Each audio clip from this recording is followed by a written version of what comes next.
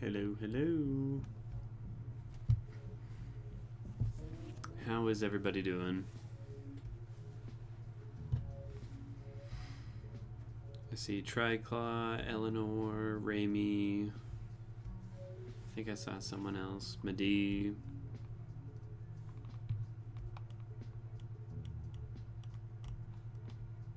Let's take a look at some of these votes so far. Well, we appear to have some favorites, as I expected.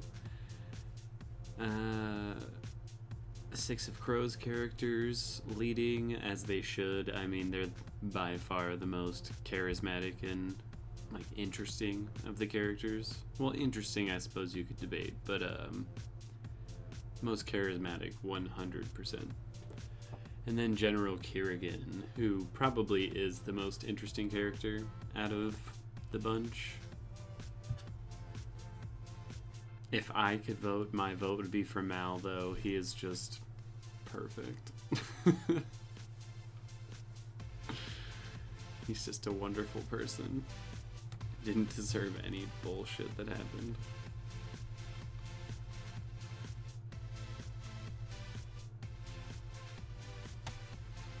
And now, yeah, it's evening time over here.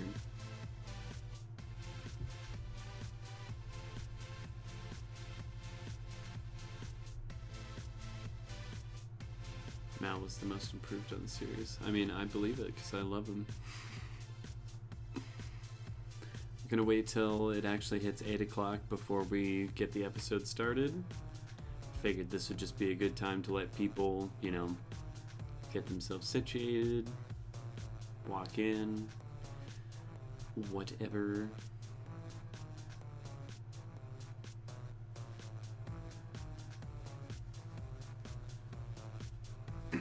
But yeah, since I never got to do the videos, I never got to actually talk about how I felt about the series as a whole. And as a whole, I think it's pretty good. I think it could definitely be improved. It's just the first half of this season it's just too cliched. The setup is just so been done before in so many different ways that I think they really needed to have improved in that regard. I don't know if they were being true to the source material or if they were doing their own thing. Either way, I think it needed to have been changed a little bit from that. But the second half of the season is so damn good. Makes it so that overall, I'm like, the show is pretty good. But that's only because the first half of the season is pretty mediocre, and then the second half is just very, very good. Makes me a little conflicted and curious as to how a season 2 is gonna go. I'm grabbing some booze. I still haven't picked any up for myself. Old Shadow and Bone back from being really good was the young adult tropes. At first, it certainly was. It didn't make me want to stop watching at the start, but I could see that being the case for a lot of other people, and I thought that was a bit of a problem. I was like, oh, they should probably have done this differently. Do some brief book comparisons. We got 5 minutes, sure. Post a few. They tried to drop most of the young adult tropes, but not all. I mean, how many more were there? Like, I feel like there were quite a few in the show. Obviously, there are some that you can't change, like her being, you know, the one, the sun summoner. Lena was not Asian in the books. Well, I mean, I don't think that was ever a problem with the show. I like the actor as well. Mal was Edward Cullen Light. Fans hate book Mal. I mean, yeah, that doesn't sound great.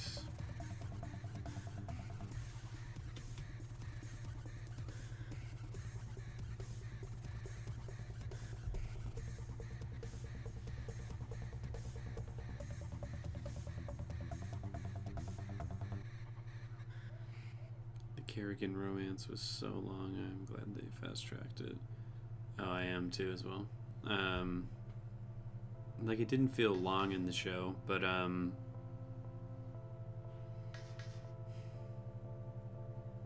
tempted to say it felt forced. Like, didn't necessarily need to be there, but considering they didn't really take it very far, I don't hate that choice.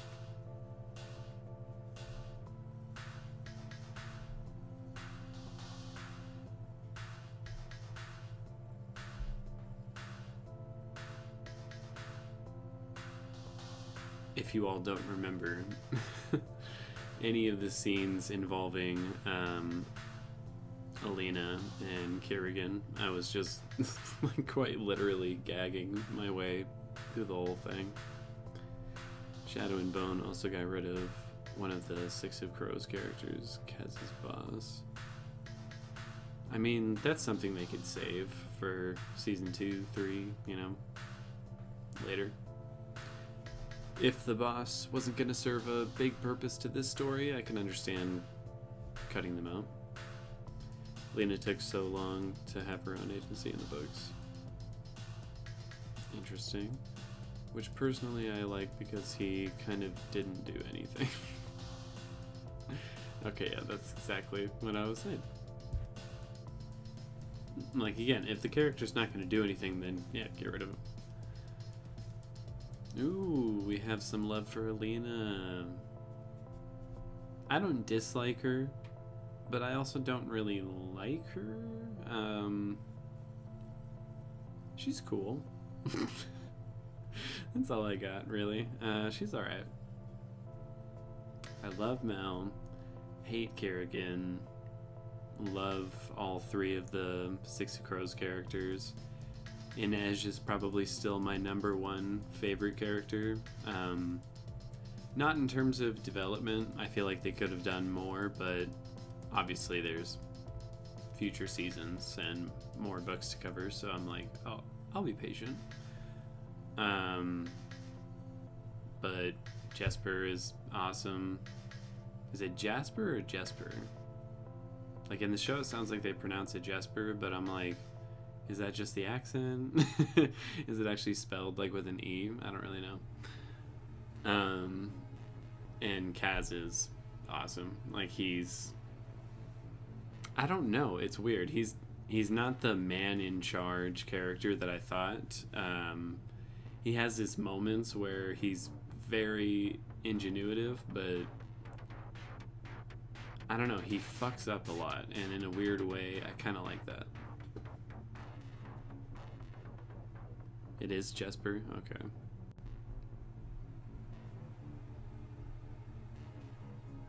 I see. Alright, it's almost 8 o'clock. Everyone get your Netflix accounts open. We're starting on episode 7, The Unsee. Is that what it's called? The Unsee? Let me just double check. Yeah, The Unsee.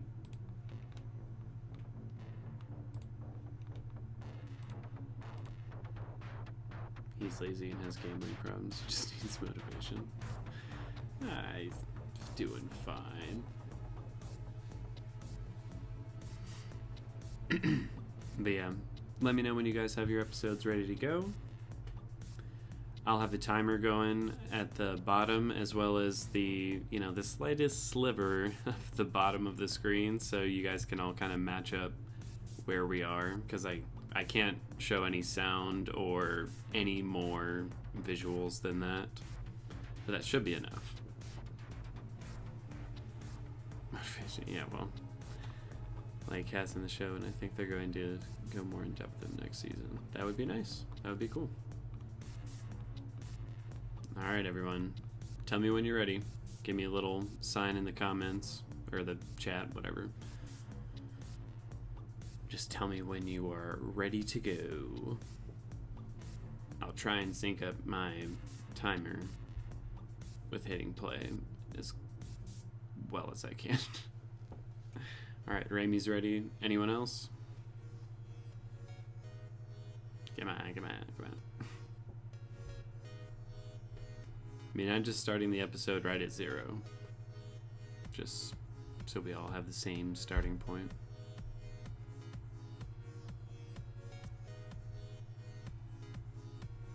Anyone else? Eleanor?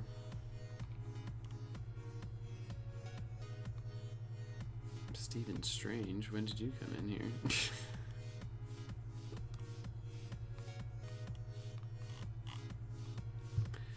Alright, Eleanor's ready. Alright, I'm about to get it started. I'm gonna get it going.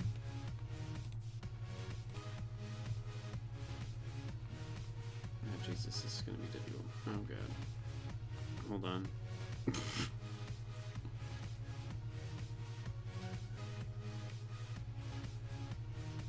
Alright, starting the episode in 1, 2, 3.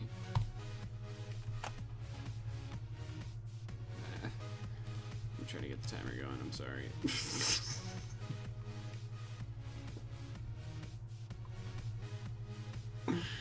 The timer's not 100% accurate, but it's alright.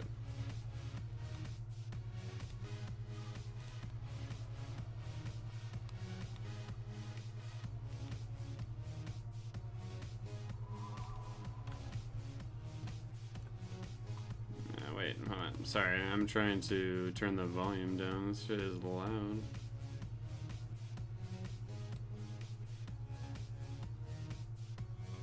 Okay, there we go. That's a little better.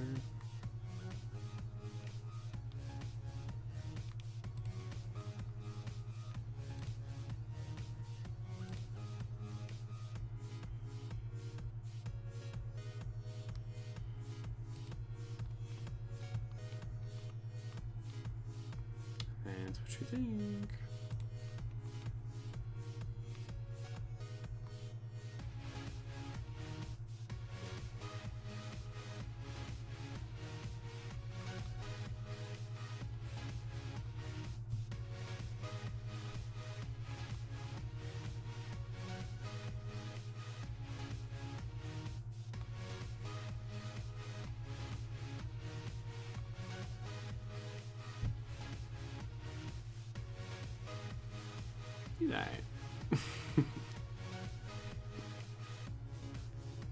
Does it equal Wheel of Time? I've been hearing a lot of bad things about Wheel of Time here lately. I'm trying to not listen to too much of it, you know, develop my own opinion, but still.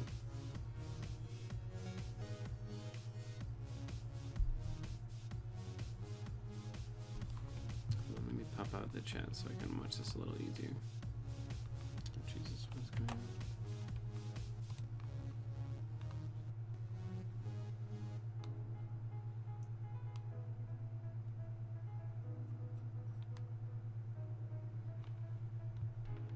So rude.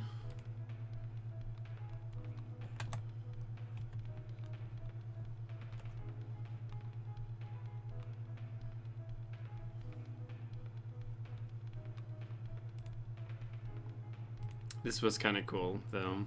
Her just like constantly healing him, kind of freaked them out. That was a smart idea. Sucks for him, but I mean, hey. I don't like him. It's kind of nice seeing him in pain, to be totally honest. Especially knowing what's to come in this episode and the future episode.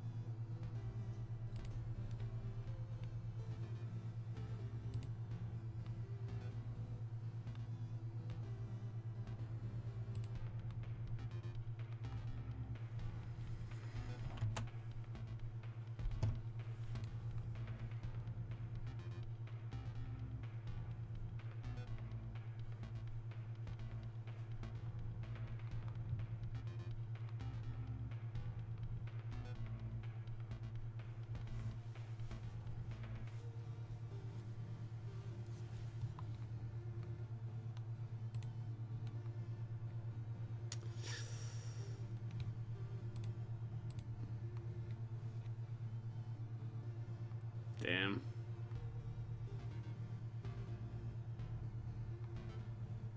They made that so personal too. They didn't have to stab her like in the kidney, twist the knife, wrench it back out, kind of thing.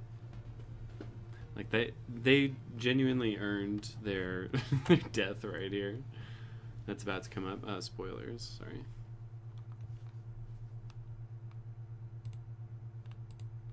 Yeah, actually.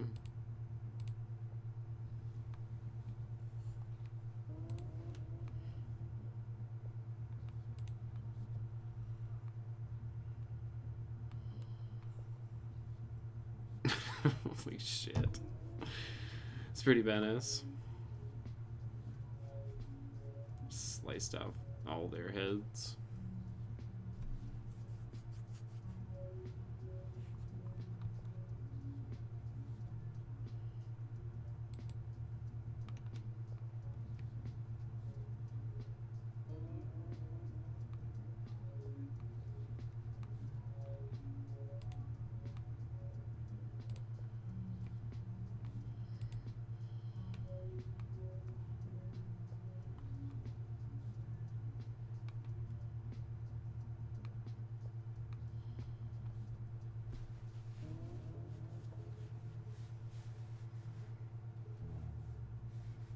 Smack Kerrigan.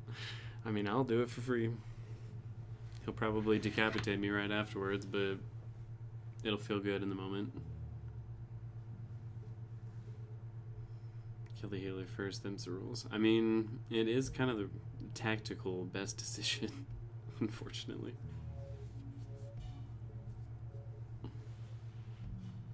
It was a pretty good establishing shot.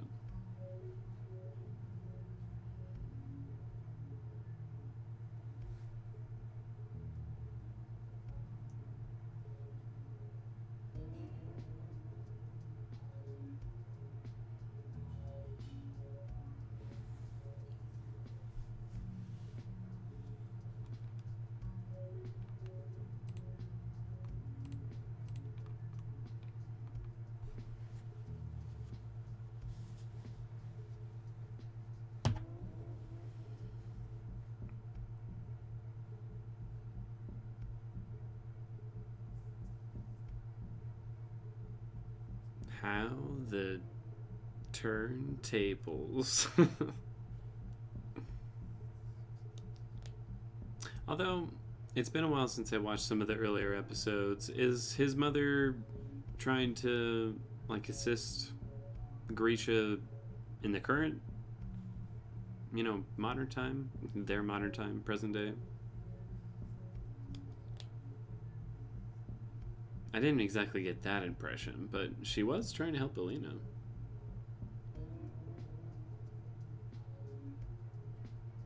Yeah, honestly, the drama between these two. Ooh.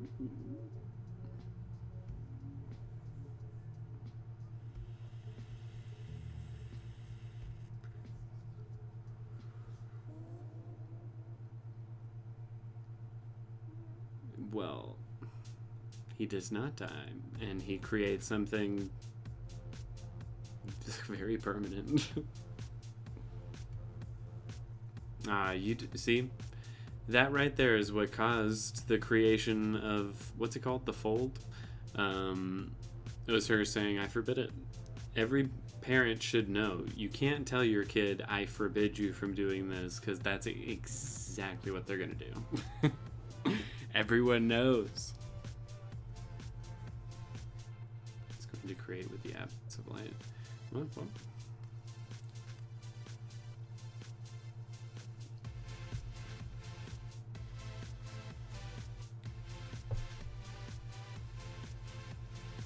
This is one of those few techniques I really wish he didn't learn how to perfect. This is one of the more awful ones, for sure.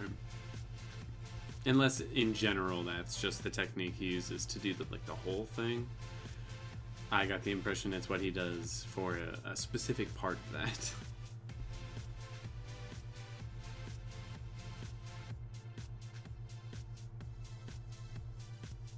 And I would make a great parent, Remy. We could do a whole parenting class, I think. be such a role model, me with all 0 of my children.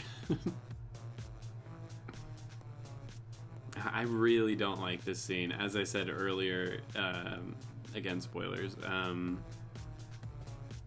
this is one of the few genuine, like, body horror moments on the show. It's pretty mild, but, well, I mean, I guess it depends on your definition of it.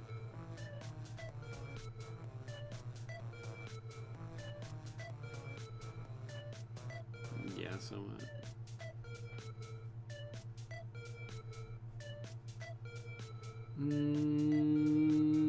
Okay, but you're not gonna like the result.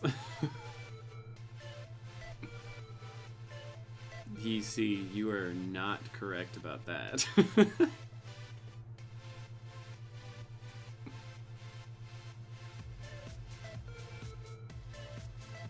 Oh, this is so awful. I really don't like this.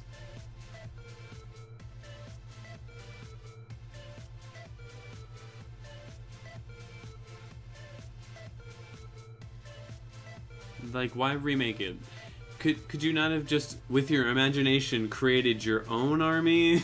Like, why? Like, why infect them and then mutate them into those fucking vampire-looking bat things? Why do that? Why? Again, you couldn't have summoned them out of nothing. You created the whole fold. I feel like you could summon them out of nothing. As horrible as that scene is, that is such a cool shot of him just, like, screaming as all, like, the shadow just, like, rips out from behind him. Like, it's very cool. Body transformation before that's awful, but very cool after that. Titanic. If they are faithful to the adaptation, the Crow storyline might be hard for you. Oh, God. Why? I don't know if the show will go with that, though. Well, we'll see. You needed raw materials lab equivalent exchange. I don't know about that, considering how the show ends.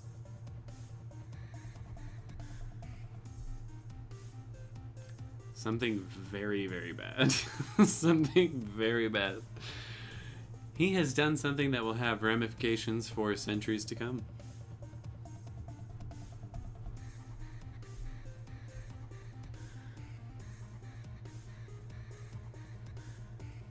You know, in his defense, he did make something. He did.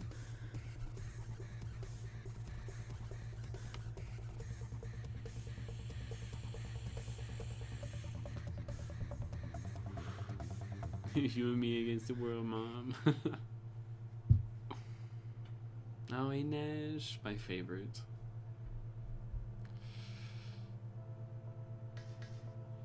Relax, it's not even that bad. I mean, it's bad, but...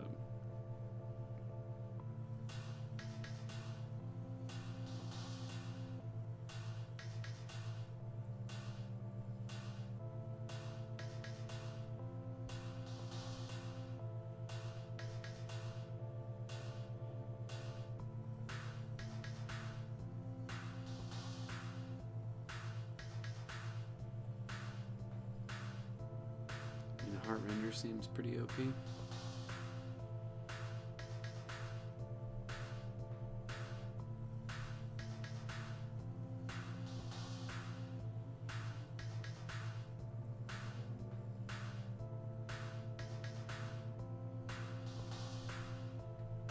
Bam. Oh, I love Jesper.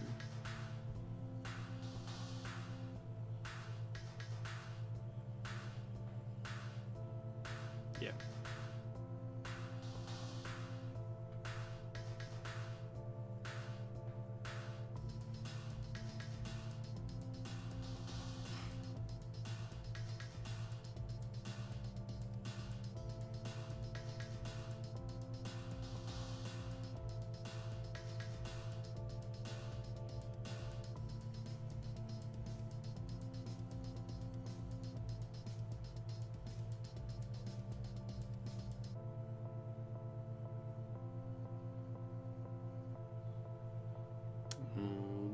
good guy. Yeah.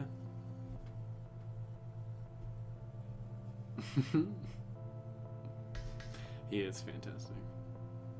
And he would be very, very missed. Oh, and then this couple. I still remember at the start of the show how against them as a couple I was. I was like, no, I hate it. I don't want it. It's cliche. It's stupid. I don't like it. And I love it now.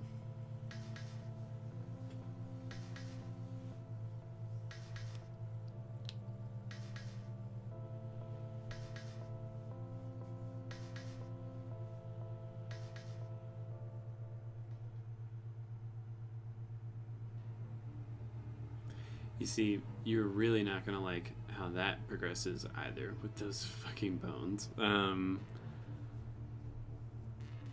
I was thoroughly shocked with how quickly this scene progresses. This was one of those moments where I was like, oh, we're gonna get a nice little dialogue moment. But then all of a sudden, it just goes straight into this part where all hell breaks loose, and I was thoroughly not expecting it. It was very welcome, but yeah, it may have been the most shocking moment of the entire season for me, to be perfectly honest.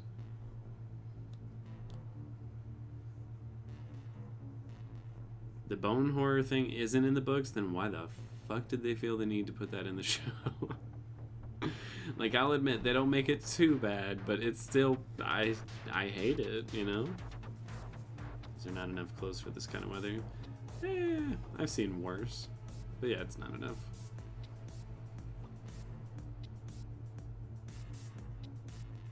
No, no, no, no.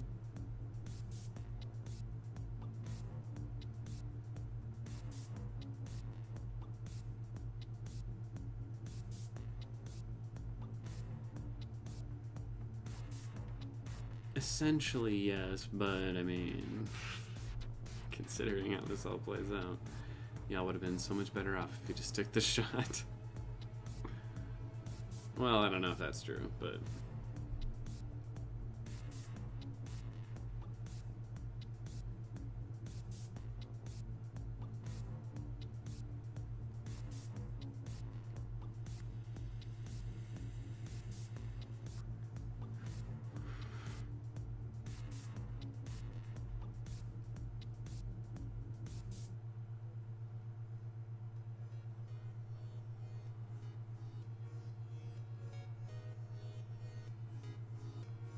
yeah, first time watching this scene, I was just like the whole way through, pretty much just.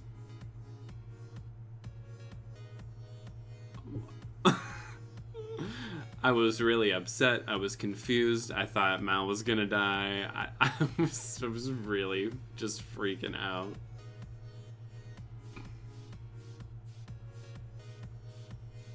Was very cool to see Alina use her powers like that, though. I was like, hell yeah. She's come a long way.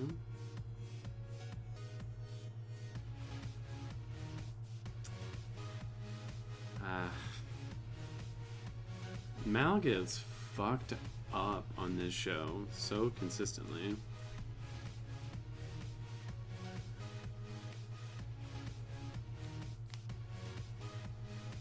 Oh shit.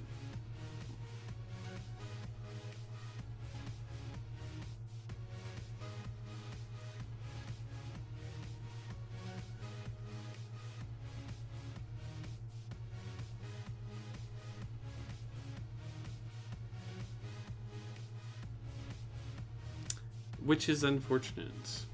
I feel like that line is quite, you know, foreshadowing, though.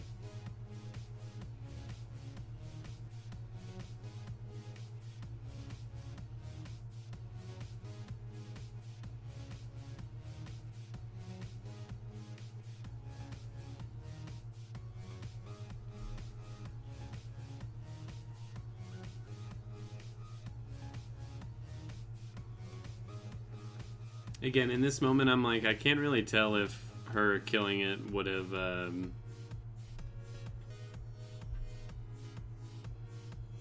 granted her domain over that power, like in the finale, or not?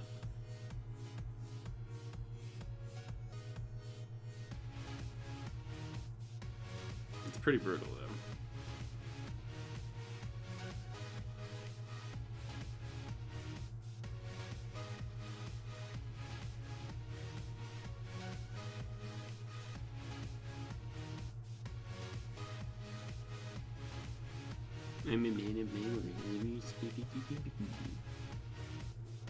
He's such a bitch. I just hate him so much.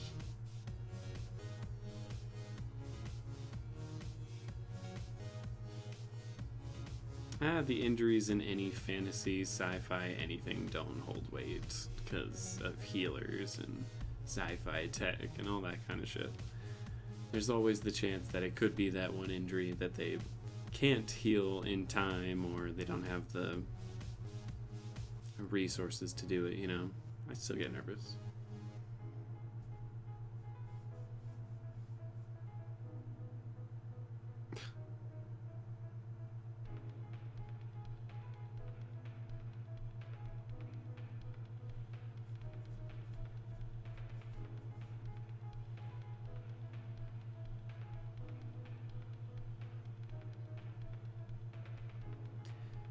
Don't be like this, Kaz.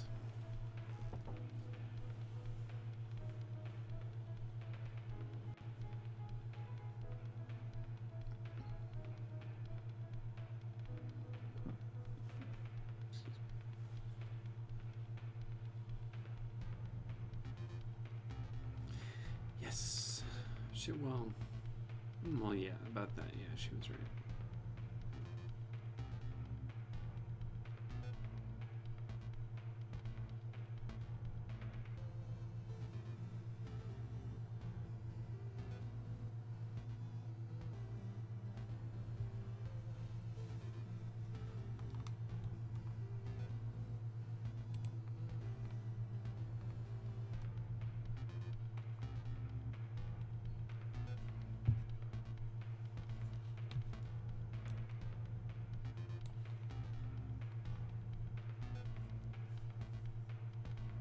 Good morning, Tina.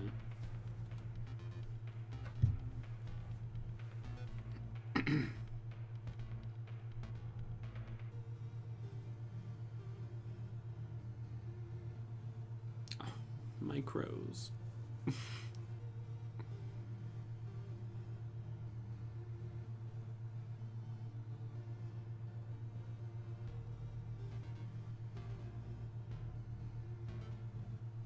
Oh, thank you for the early start.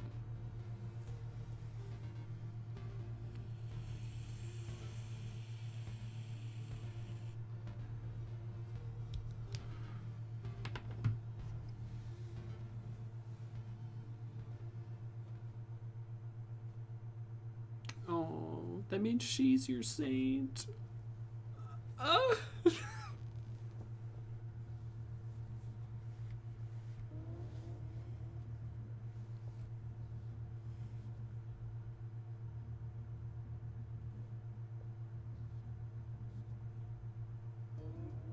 I felt kind of a little sick all day, and as a result, am feeling better now. So I'm feeling like extra emotional. I feel like one of these scenes is gonna make me cry randomly, even though I've already seen it.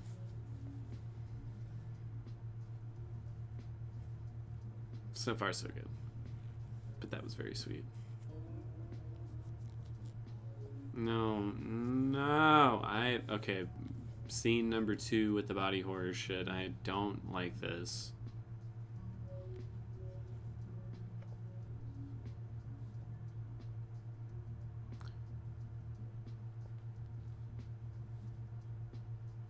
You know so little.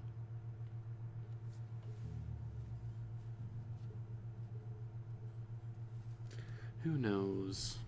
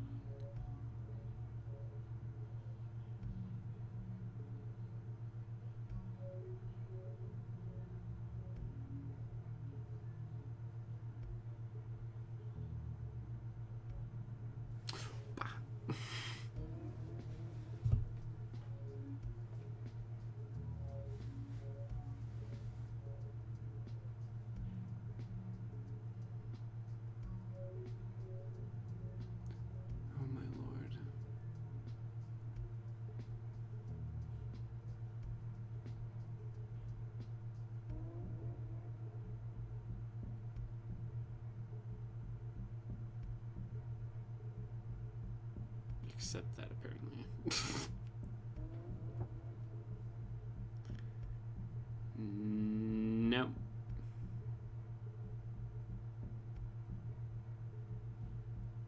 He's just so awful.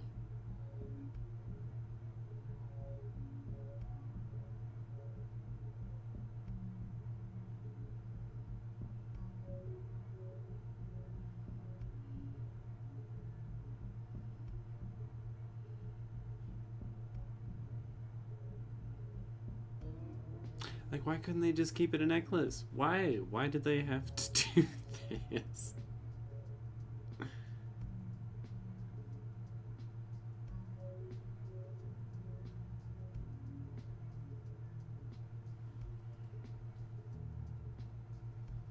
The sounds, the implication.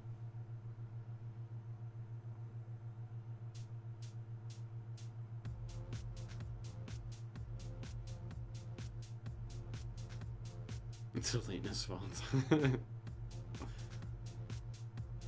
No, I imagine she can't take them off. They're part of her collarbone now.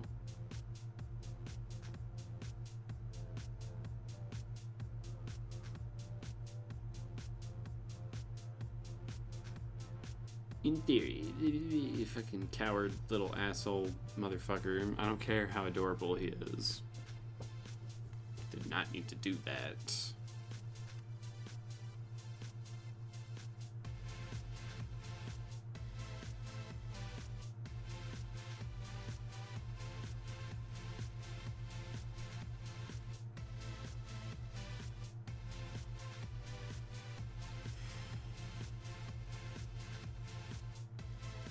But now I control it. Yeah, the hand thing is pretty awful.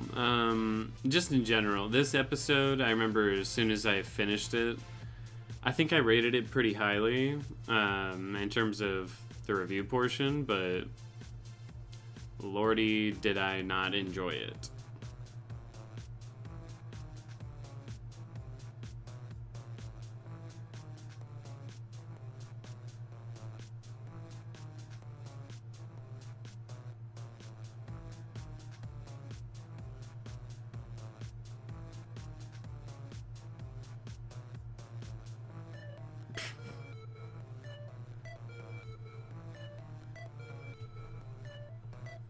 The goat was important.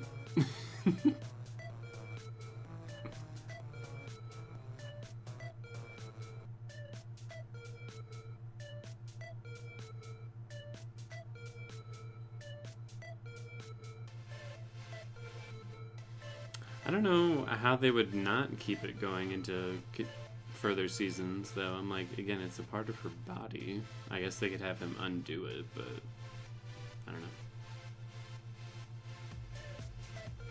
Milo is the literal goat.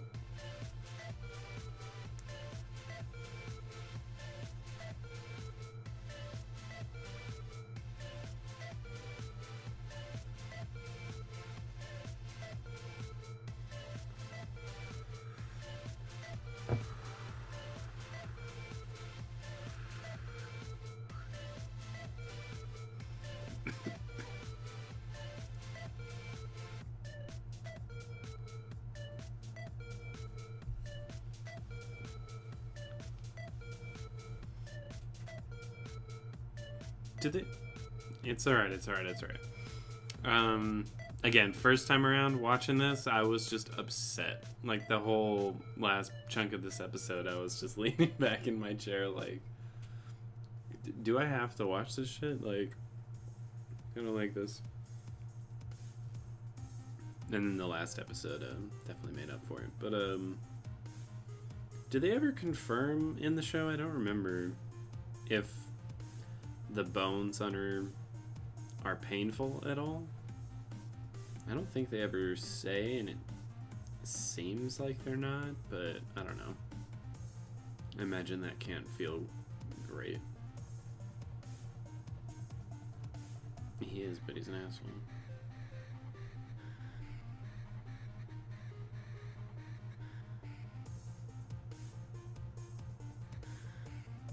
Oh no.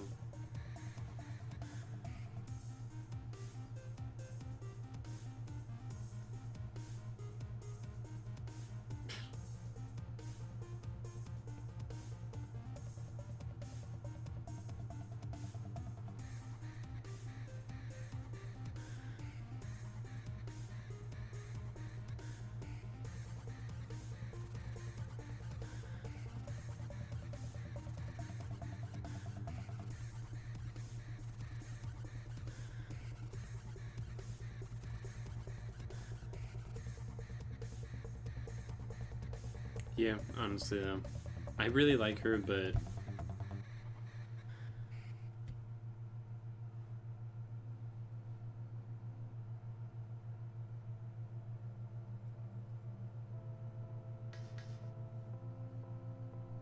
that's what I'm saying, Tina. Like, that would just suck.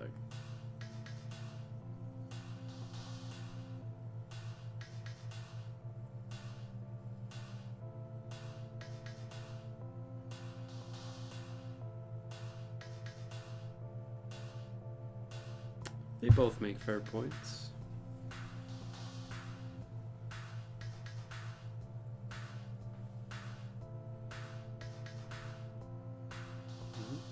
Mm-hmm.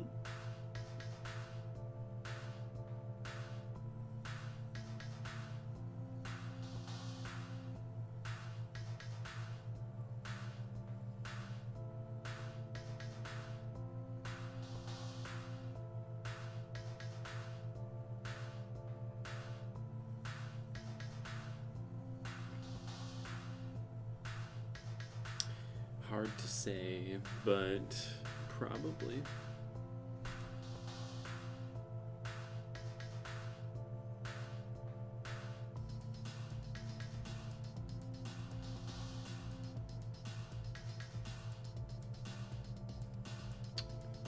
Ugh.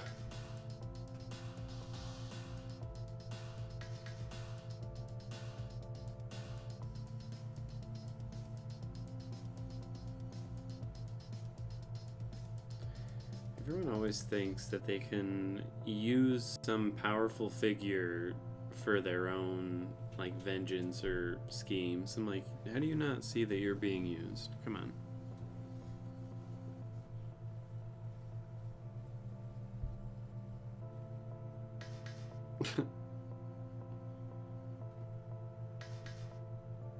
And that is a problem.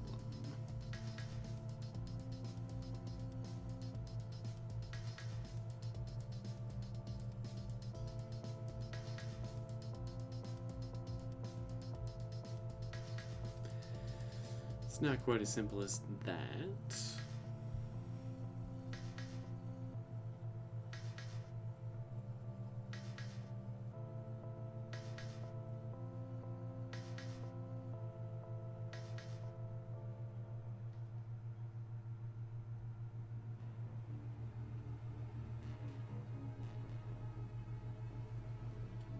I agree, Eleanor. I like how they've explored that. I feel like Alina is kind of the exception so far to that, at least.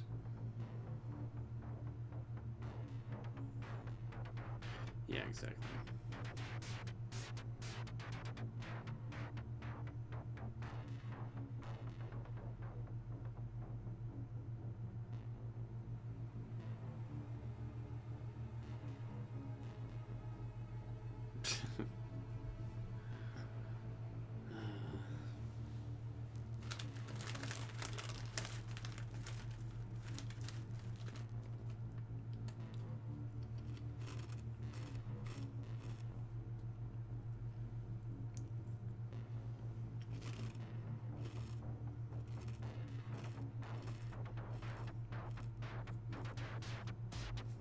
Slap him.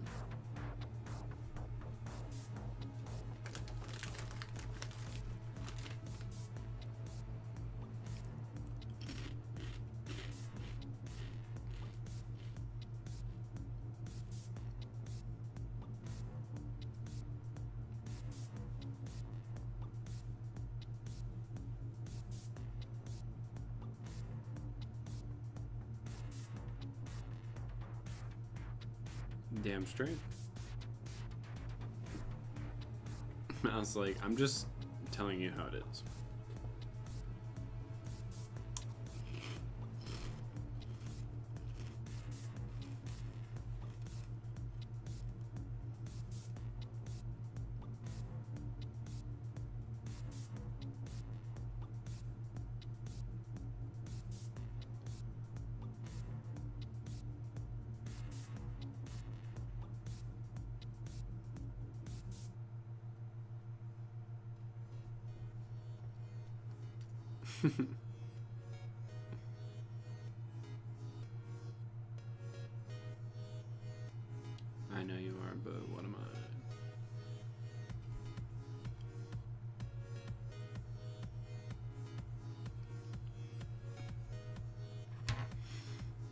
He was being childish up to that point. I was definitely expecting him to be like, I have something you don't.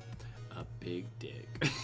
Just completely go that direction. But he's like, oh, patience. I'm like, oh, okay. Well, I guess we'll make this a little more intellectual. Fine.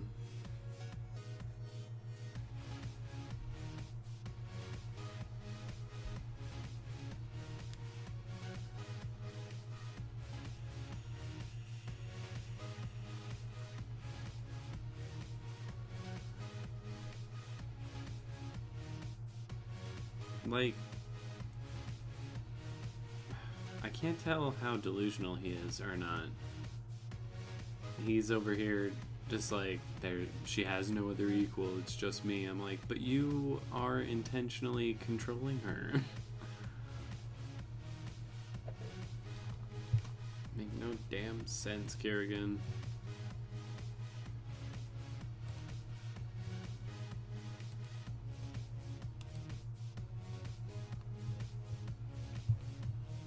Oh.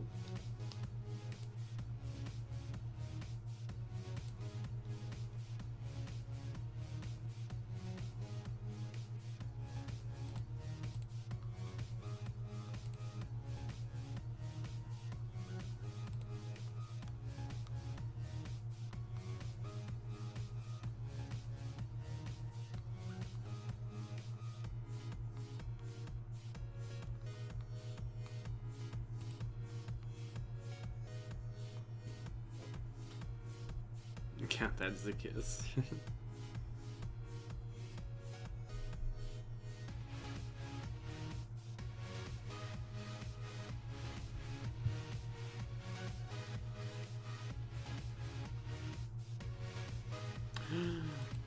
Could it be?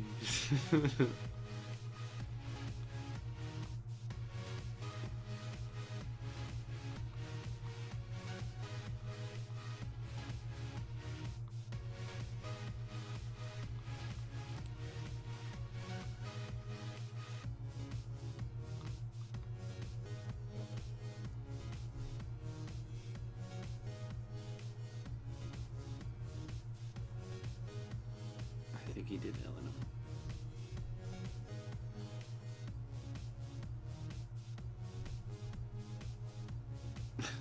Oh.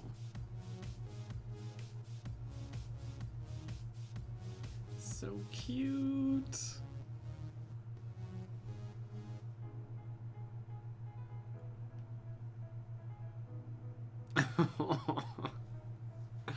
Doesn't matter if he smells, it's just a wonderful little boy.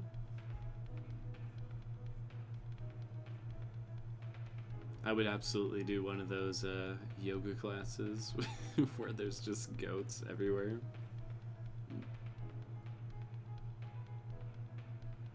Would that actually work? Like, I mean, like the hair trigger is right there. If you could just, I don't think that would work, but it'd be cool if it could.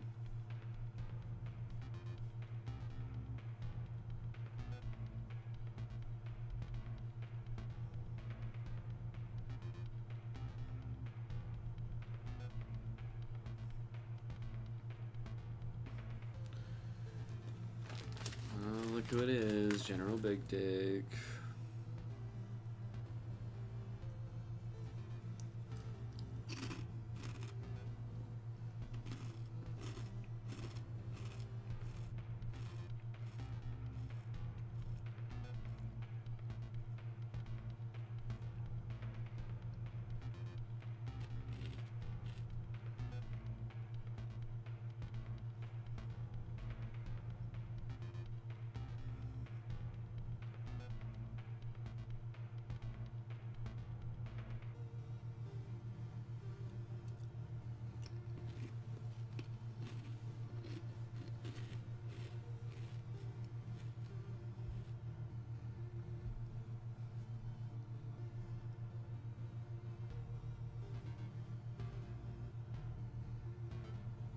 True.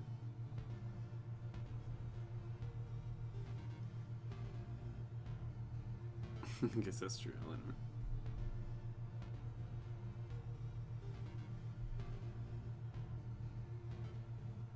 Yes, it is. Telling half a story is not lying. Like, bitch. Lying by omission is still lying, you fucking idiot.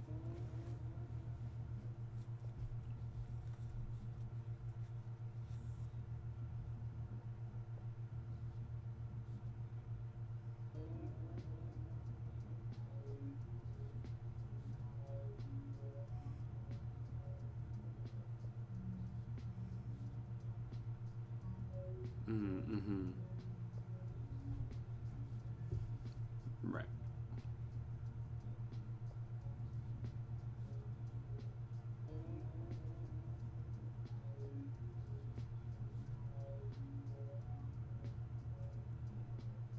True. Also true.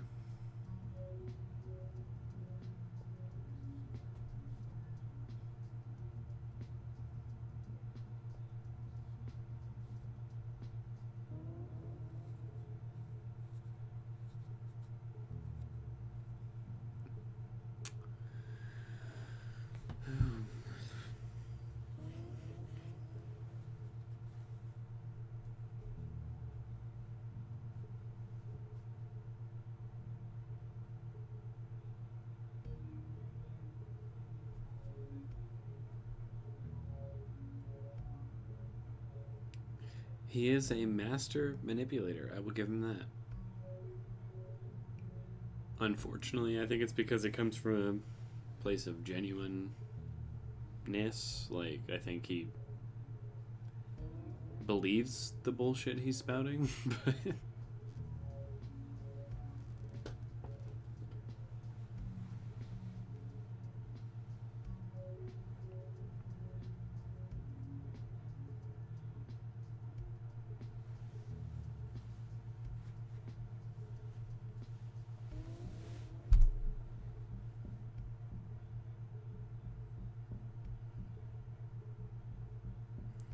fine.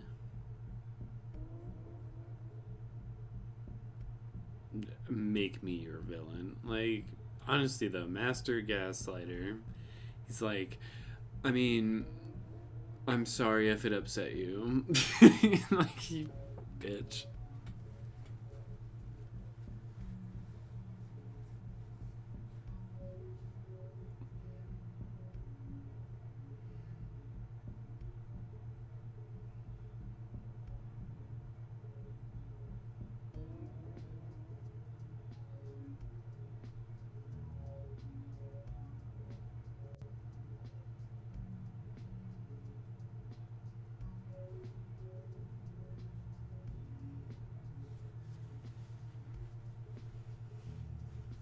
Not exactly, but you know, it is quite a show.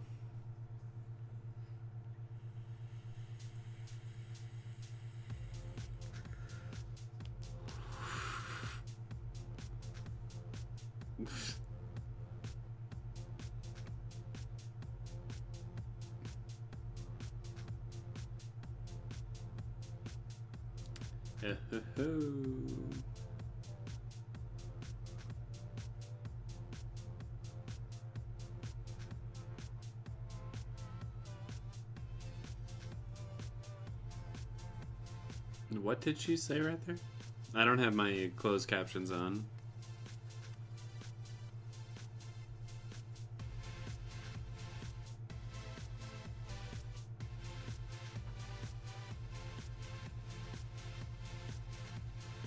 No, definitely.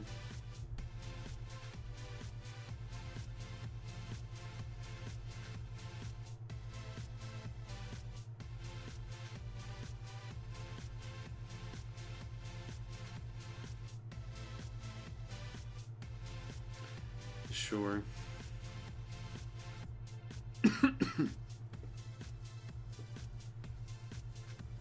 Yeah, well.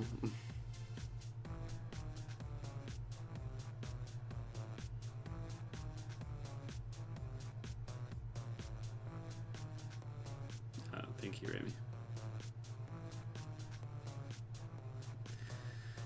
I hate those bones. It just looks so uncomfortable.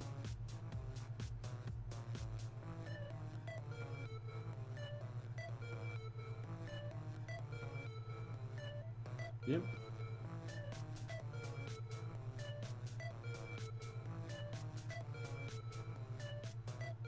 I mean, it's not like being covered the last time really helped.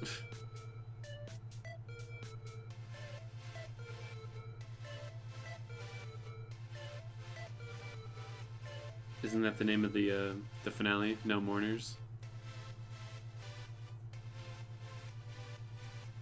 They do look so dapper. Like, everyone looks great. I have to admit, like, the costume design of this show, top tier.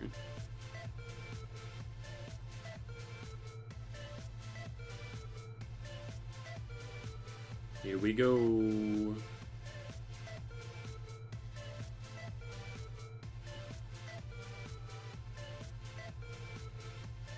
In the next episode. Yeah, no. When that episode first ended, I was so upset. I liked it objectively, but it was that episode, you know, where everyone hits their lowest point. Alina is completely, like, enslaved to Kerrigan after having her body, like, transmogrified.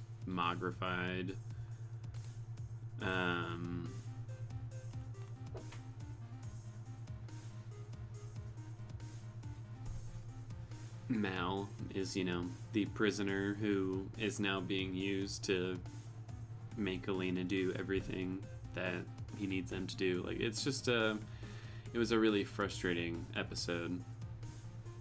And they killed the stag, and that was rather rude. But it was good. It was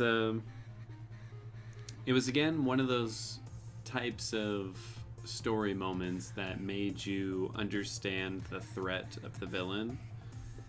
As much as I personally don't enjoy, you know, story beats like this where you hit your ultimate lowest point, it is kind of important to have that. Oh, I should stop the timer. Sorry, 1 second. But yeah, it is kind of important to have that rock bottom moment, because without it, your characters feel like they just can't get away with anything. Your villains don't feel threatening enough. I think it is tricky following that up, like how the hero one-ups the villain. I think in a lot of cases it's handled very poorly. In this case, like in the finale that we're about to see, it's one of those situations where I'm like, it's not my favorite way to have handled it, but it's also not a bad way by any means. Like, it was clever enough. Hitting rock bottom on the penultimate episode is good writing. Usually. It's usually like the best way to do it. No mourners, no funerals is a line from Six of Crows, and also the title of the last episode. It's what the crows say to each other to remind each other that they need to come back alive. Oh, that's right. Yeah, no, it's very nice. I like that one a lot. I guess I should go through, like, the whole shebang of, like, my usual rundown. Like, writing in that episode, I think, was super strong. Frustrating, but again, it established the villain in a great way. I love the opening as well, getting, like, the backstory of Kerrigan and how he created the fold, even though I really hated that body horror moment as well. I can't decide which is the worst of the two, like the bones or I think it's the Kerrigan moment, actually, like, morphing all those people into horrible creatures. Awful, just awful.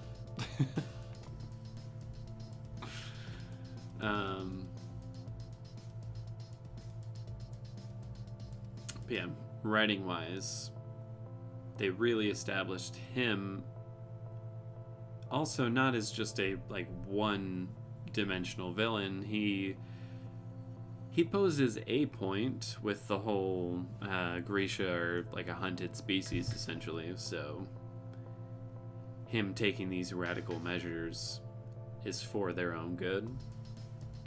It's a very Killmonger and Black Panther kind of argument, I would say.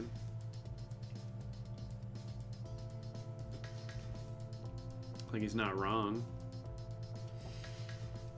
but he's insane and he like needs to be stopped.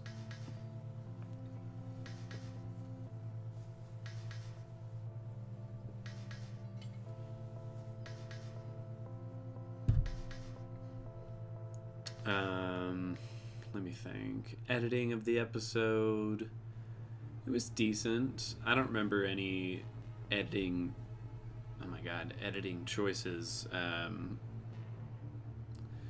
stood out to me or were memorable. I don't know, were there any that stood out to you that I just can't remember? It's been a while since I watched it, and obviously I only just rewatched it the one time right now.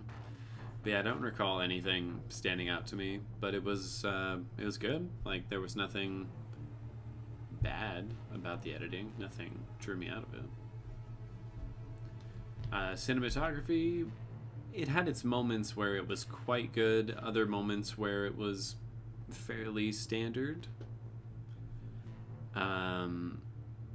Honestly, there's a lot of visual effects shots on this show where they frame it very, very well with the camera, which I cannot say the same for a lot of other movies and shows out there.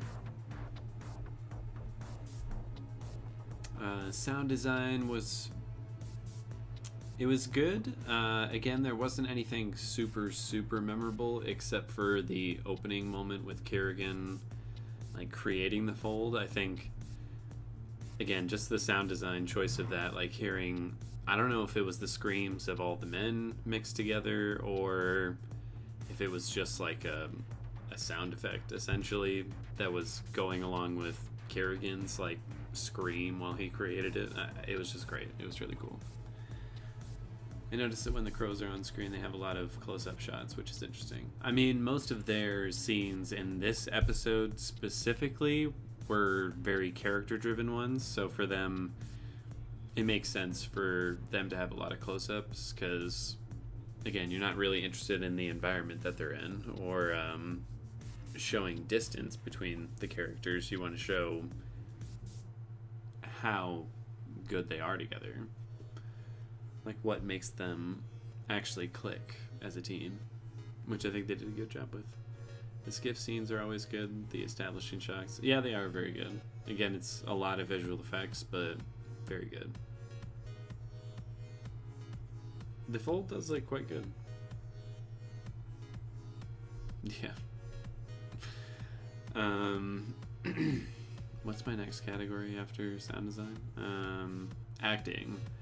Acting was very good. I think, I'm trying to think of like a best actor. Who's the actor who plays Inej? I think that was probably the best of the episode. She was quite good. Like, I really felt the urgency anytime she was like, I can't go back to the menagerie. I cannot. Like, that is not one of those situations where we can kind of wiggle around it. I cannot go back. Who's the actor? Oh, that's right. Amita Suman. Yeah, I think she was very good. I also think that, what's his name? Henry Barnes, the guy who plays Kerrigan. I think he did a very good job as well, specifically in those opening scenes and his moment with Alina, where he's like, please, just do this the way I want you to. Like, I have a plan. I promise I'm not evil as long as you go along with it. Because again, I think genuinely, I really can't talk right now, I'm sorry. Genuinely, he thinks he's doing what's best for Grisha and for Alina specifically, but he is just delusional to what is right and wrong at this point. Like, he just cannot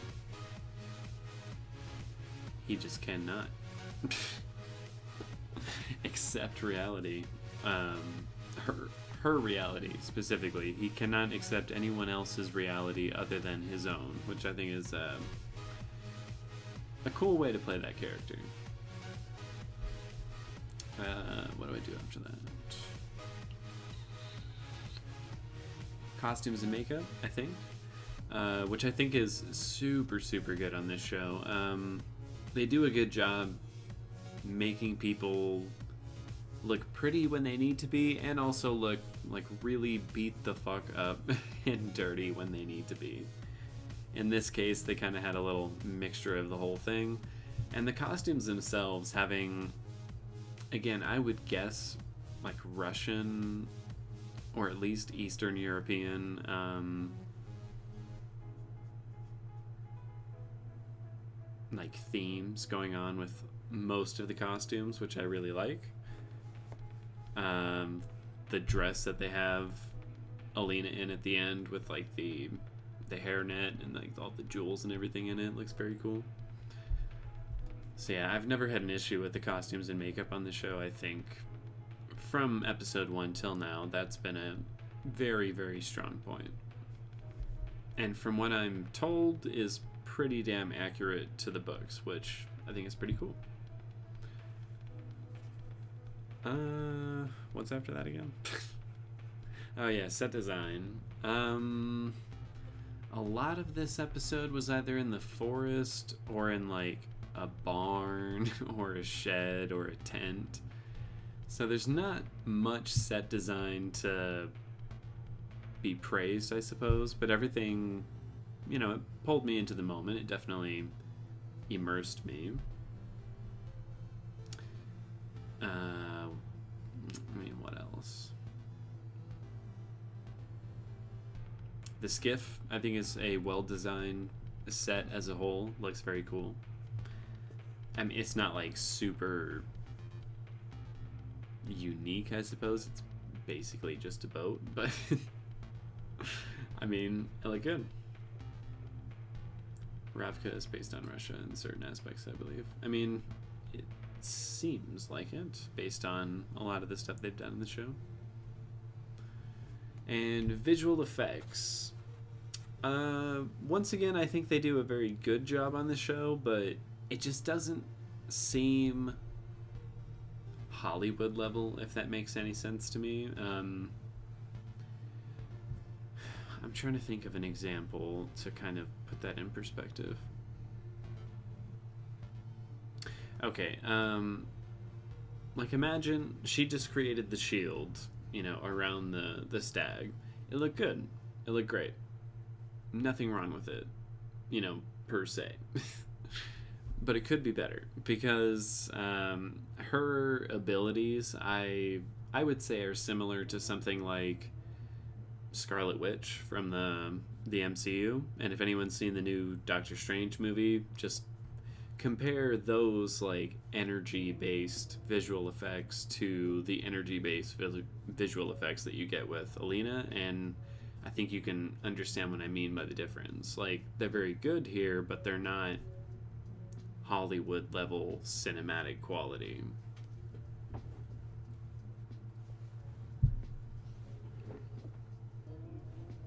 But overall, it's still respectable.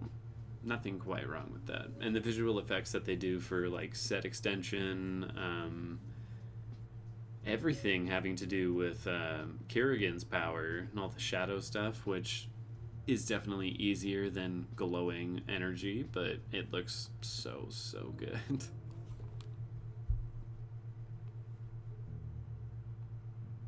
I can take the windblower powers seriously because it's basically just airbending, and I have respect for Aang, my one and only avatar. Yeah, overall, I don't remember what I scored the episode. It was probably like an 8.8, 8.9 or something, high 8s. Like, I think it was very good. It was one of the better written episodes of the season. It was one of the least enjoyable of the season, but either way, it was a good time. But now let's get ready for episode 8, the finale. Let me know in chat when you guys are ready and you have the episode, ready to go.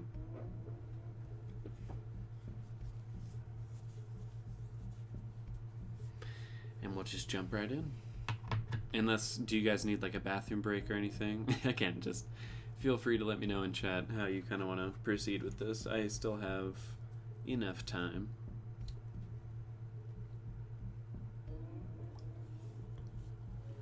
I actually would like to get another Coke Cerol.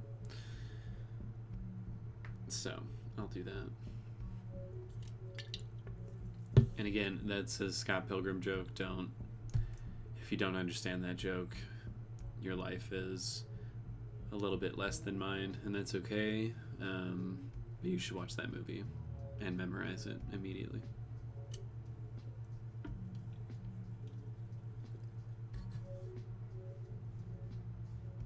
No.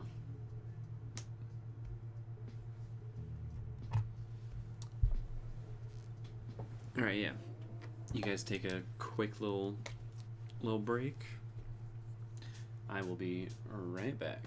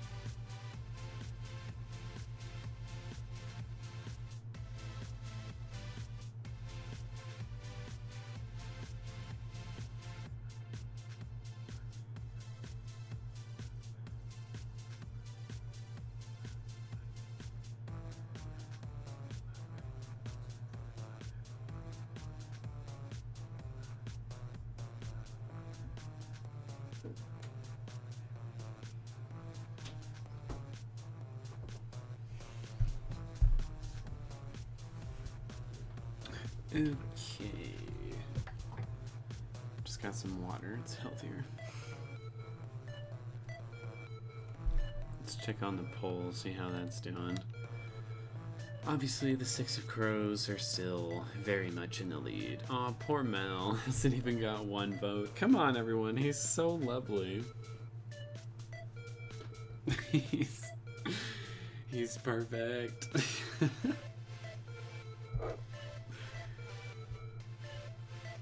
But yeah, one final sound off, because we're about to get this started. So if anyone needs to get a setup, this is your last chance. Excuse me. Ooh, that's a good one.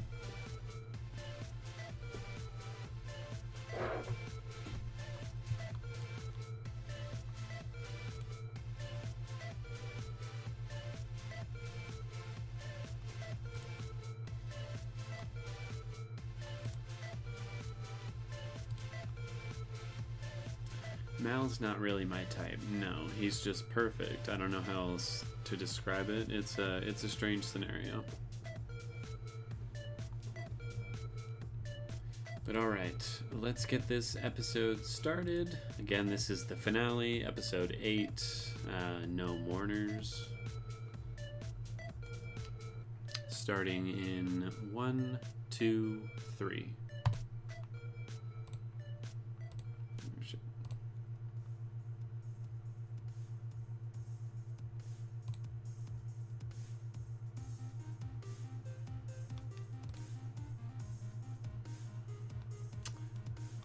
So yeah, my time's obviously a little off.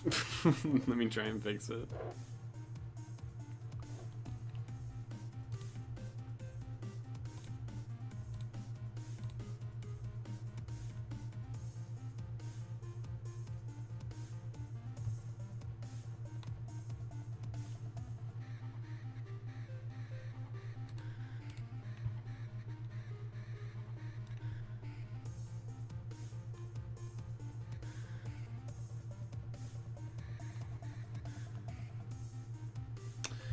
I'm just gonna have to restart this, sorry.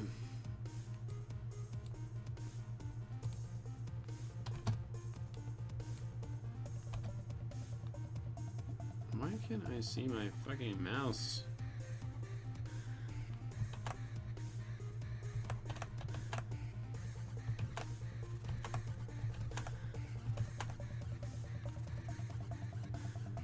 Sorry, technical difficulties as always. One moment.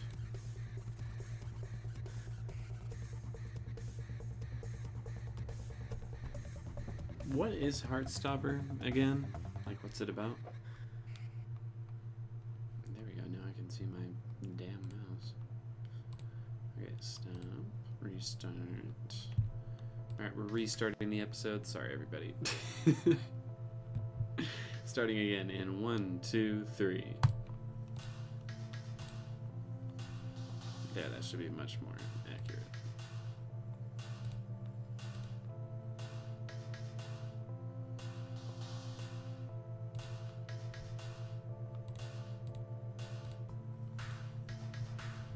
I do really like the intro for this one as well. It's a gay love story. Another one? I thought they just had the Our Flag Means Death. Isn't that what it was called? I suppose I should watch it.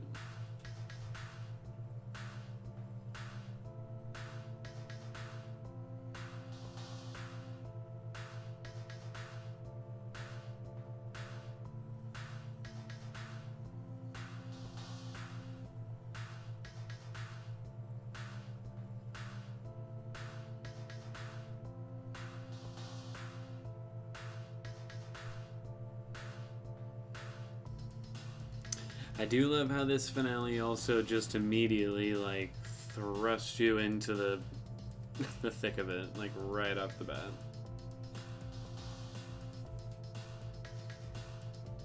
I knit some Volker over that. Pretty much. I'll have to check it out, A-Linder.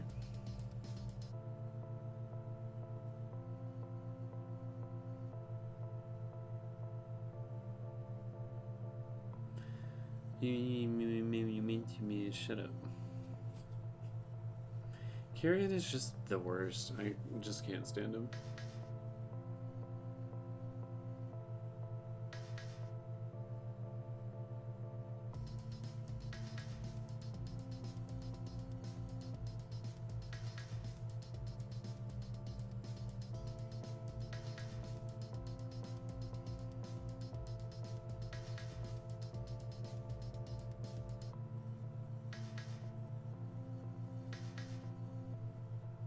The goat, yes. Come on, Inej, keep up.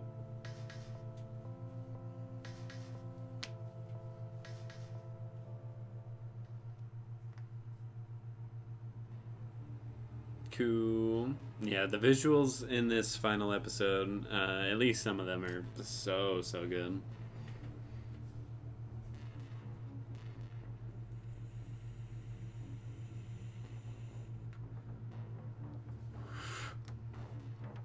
Soon. We'll do it soon.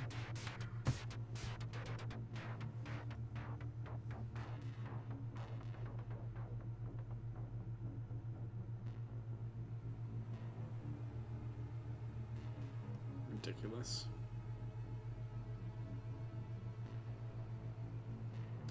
In the books, is this also what kind of breaks her little, you know, rose-colored view of Kerrigan? Or is it different? Oh, I love these two. He's my type. Absolutely. I'm like, hello.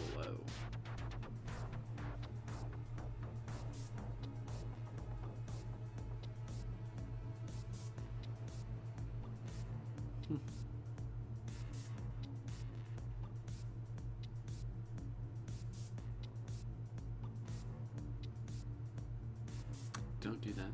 I'll stay close.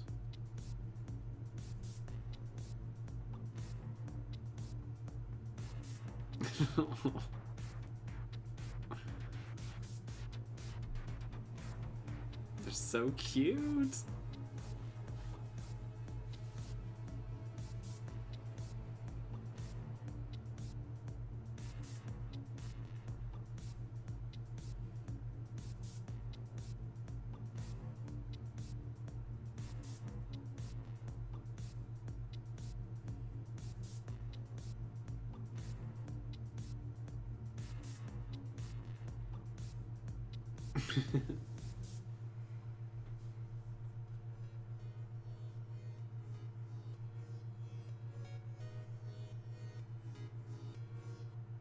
Yeah, who cares? I would do it for him.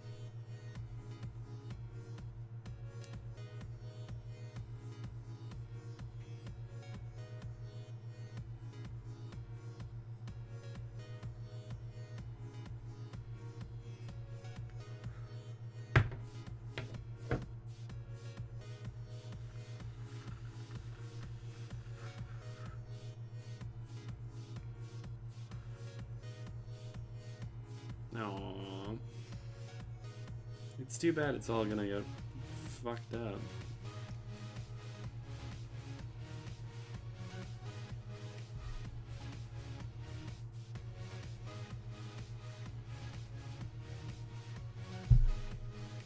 Some of them suck, some of them are cool.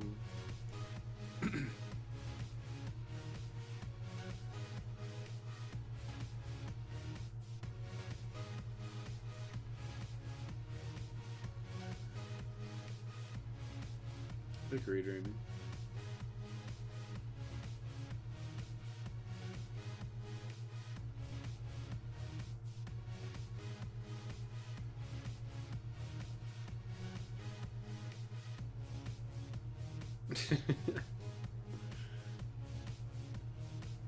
It would be an order from me. I'm like, you have to grow it out. I can see that you can grow one and you're choosing to shave it. That has to stop right now.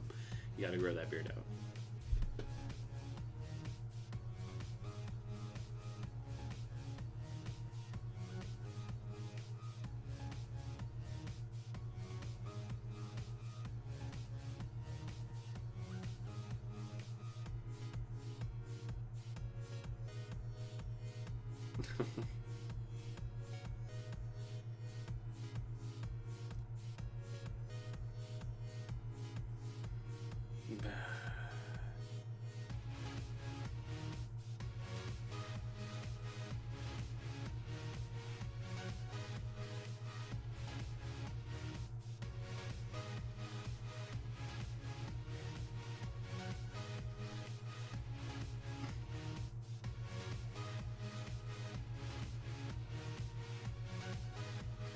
Just to eat it, damn it.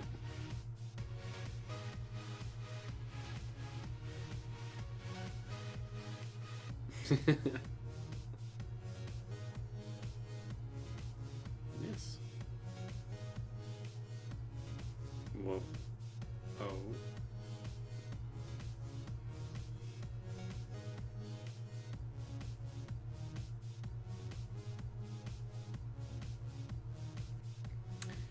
And this is where it all goes wrong.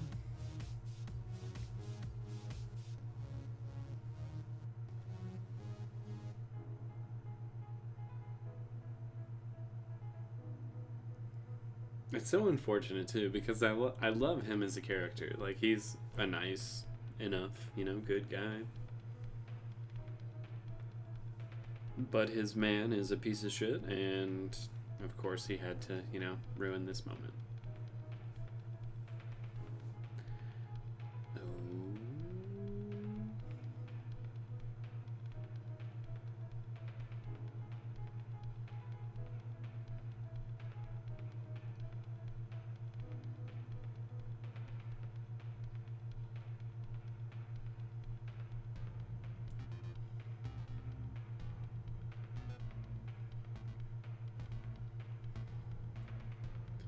Everyone is warped by so much hate. I'm not saying that I'm not guilty of that as well, but...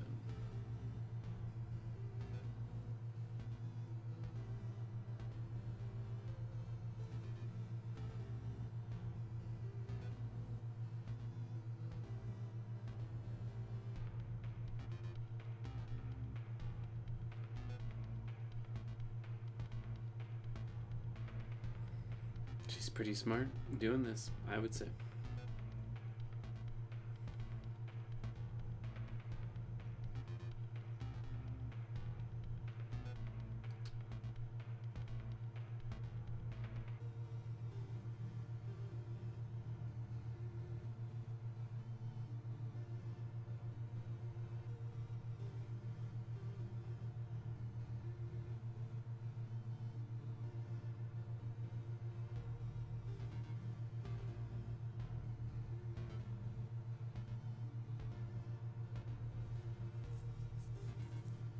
I do wonder, is this how it goes down in the book?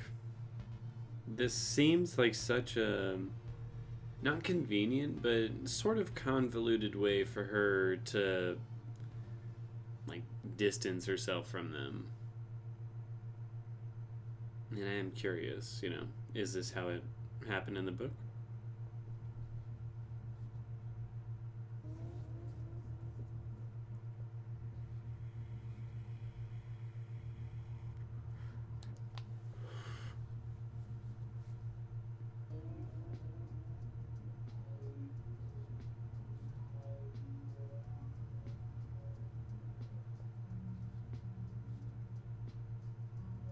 See, some very cool visuals. It's in the books. The Heartrunner take their own pulse as well. Huh.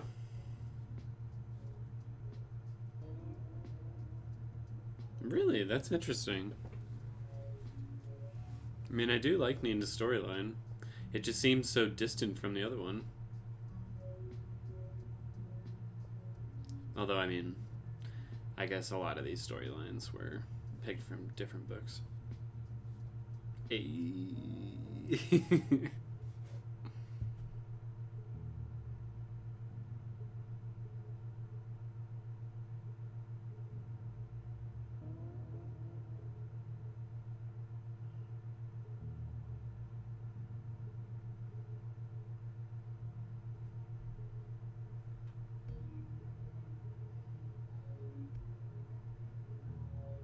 Figuring it out.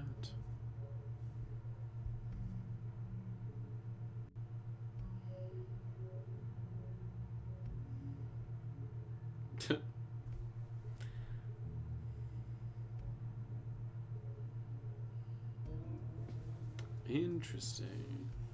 Oh. Like how Inez just very quickly finds him too. She's like, shut the fuck, come here.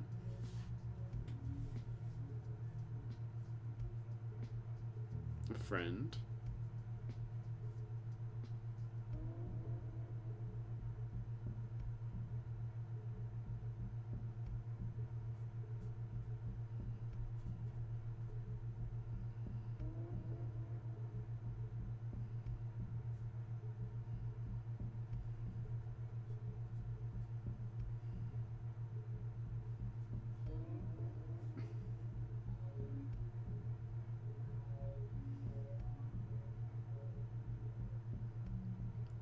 Because he's cool.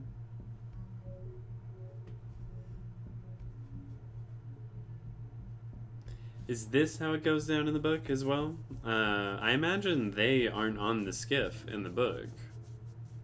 Is how I would imagine it goes down. But I mean...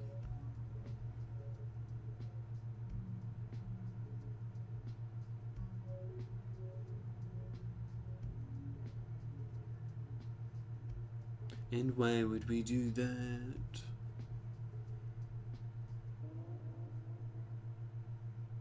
It's the greatest weapon you have. Aw, they never interact in the book. It's so sad. Like, it does feel not fan fiction-y, but it does feel like it wouldn't have been part of the main narrative in the book. But I like it.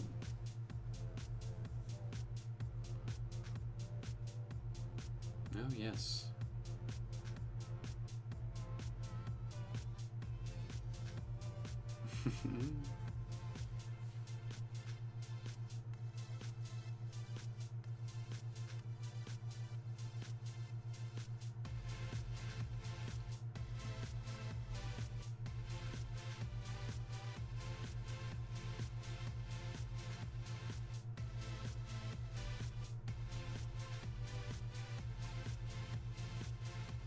I don't even necessarily think it's fan service, Eleanor.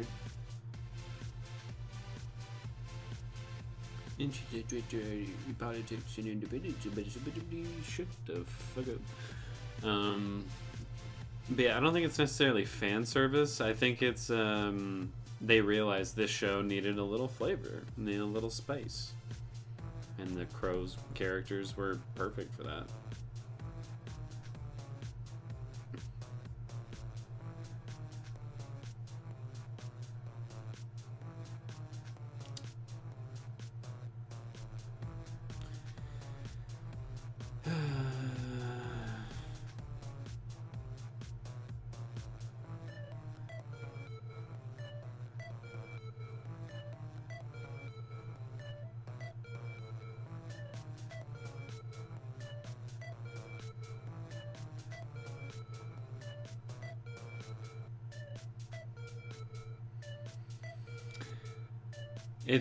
It's kind of funny too. When I first watched this, I was like, "Oh, it's just like WandaVision."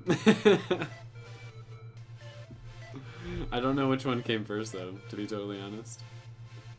I mean, it's been done in so many different things, but that was the first thing I thought of.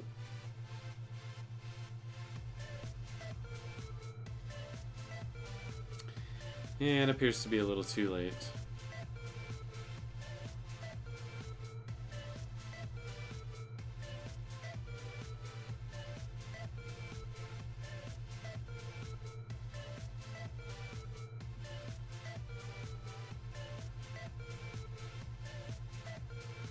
I mean, expanding the fold, would I do that? No. I don't know how hard I would try to save them either, though, to be perfectly honest.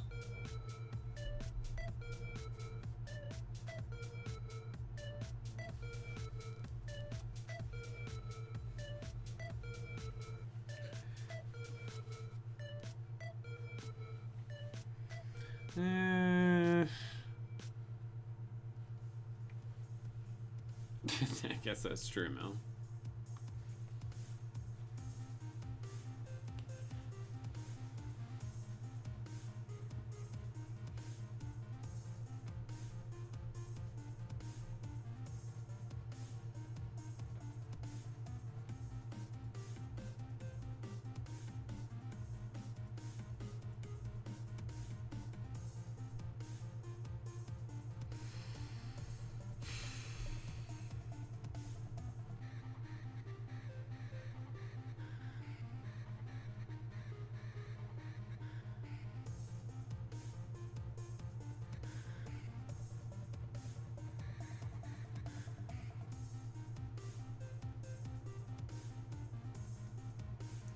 That one in particular person.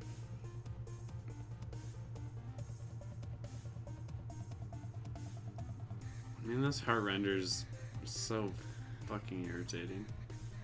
Just that one in particular, I really dislike him.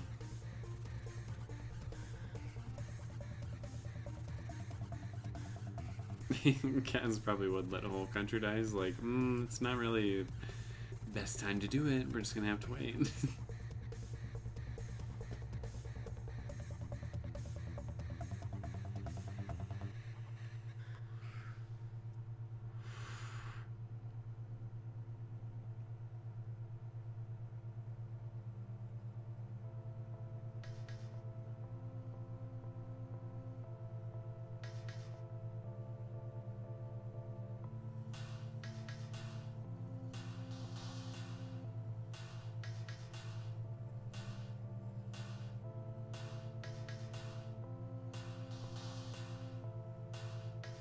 Very true.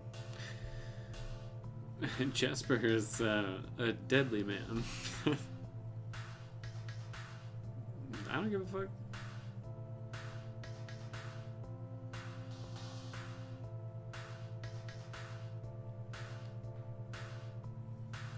Oh, I think you do.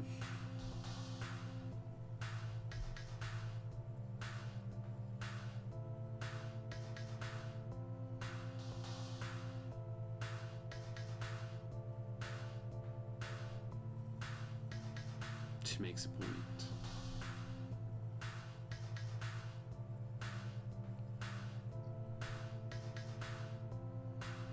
I mean, she didn't even outright oppose him. She was just like, "Hey, here's a different viewpoint," and they were just like, "Let me just kill you." I mean, I don't know if she was killed from that, but I kind of got the impression she was. Come on, Anish, fuck it up. Ah, I love her, especially in this costume too. Like, she just looks so fucking cool.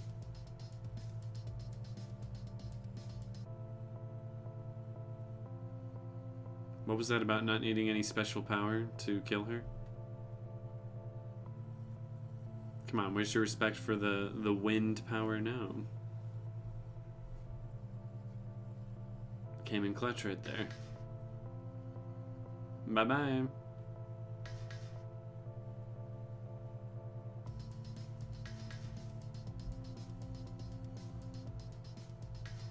Suck my whole ass.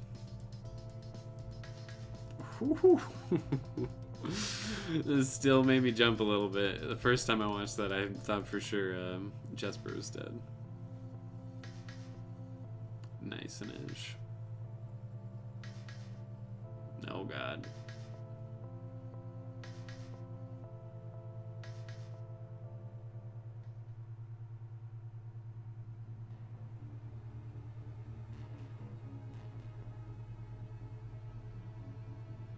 Obviously, but you know, didn't expect them to be able to deal with him in the first season.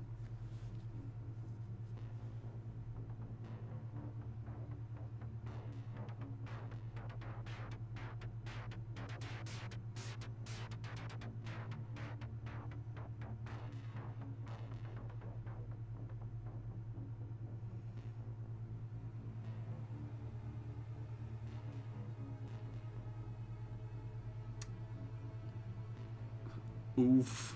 Alina, you want to maybe you?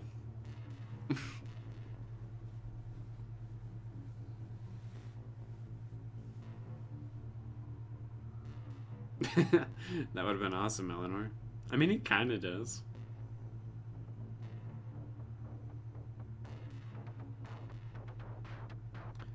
Hello.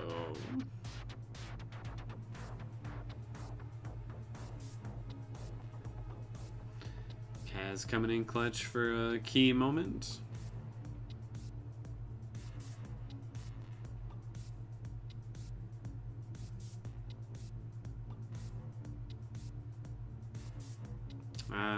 Finally, here we go.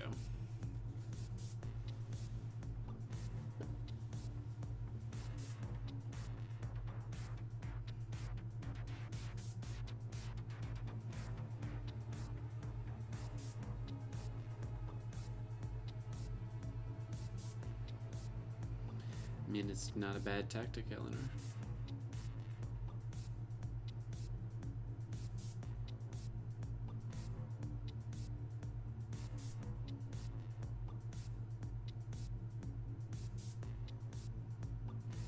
Something tells me we'll also get like a lot more of these visions of the stag now that it's like a part of her, which is really odd, but I mean, at least he seems like a cool entity to be intertwined with.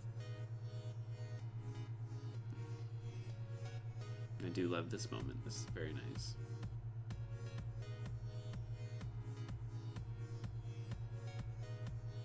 Oh.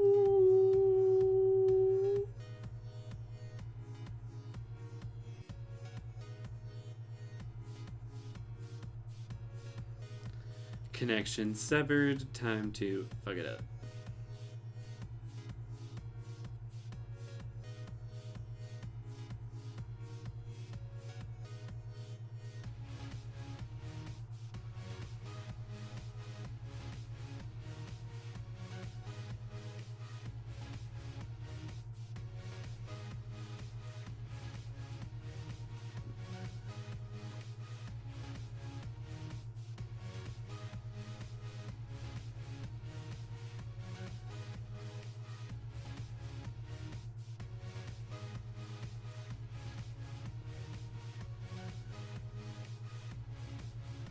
Oh, that's right, that's right.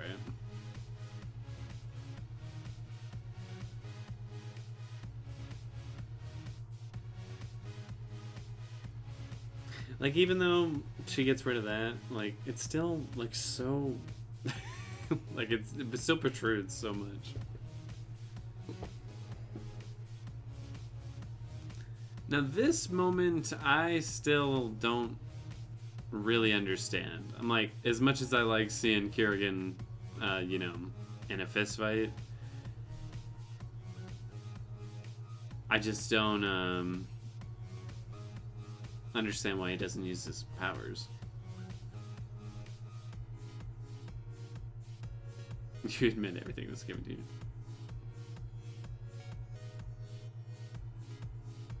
Like, someone just killed this dude. I swear. I'm so over him.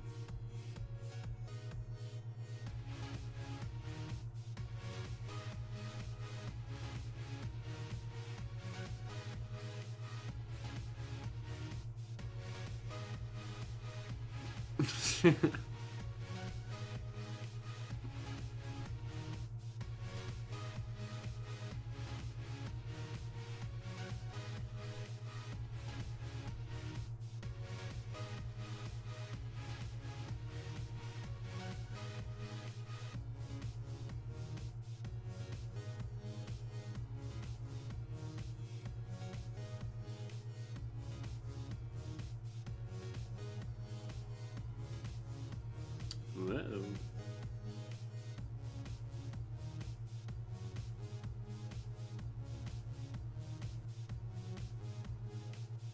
See, like, now he uses his power? Seems strange.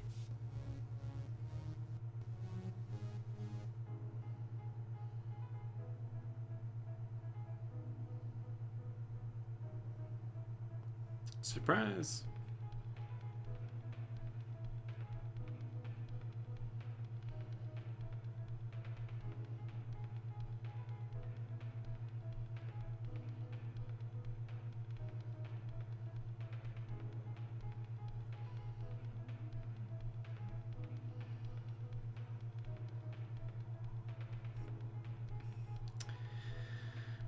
If only that were the case. I did naively, when I first watched this, think like, oh my god, yay, they killed him. And he was killed by his own doing, I love it. But, you know. You know.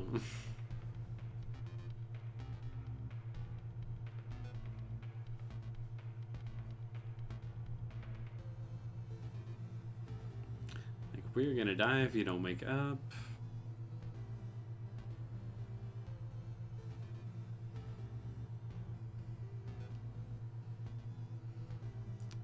And I like the kind of poetry of this, though. Like the, you know, they end the season where they began.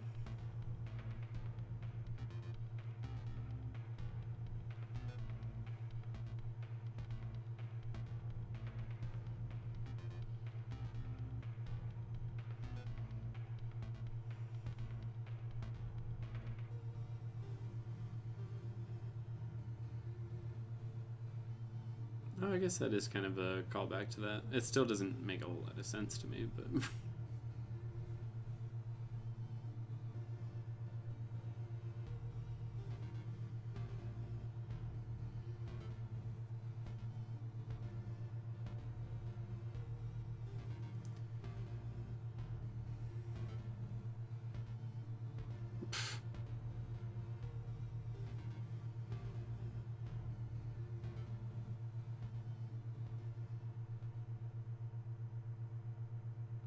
Inês.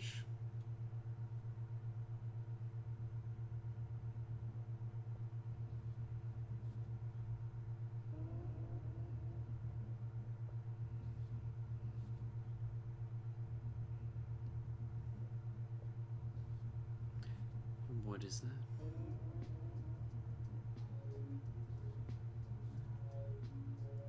I'm not tired.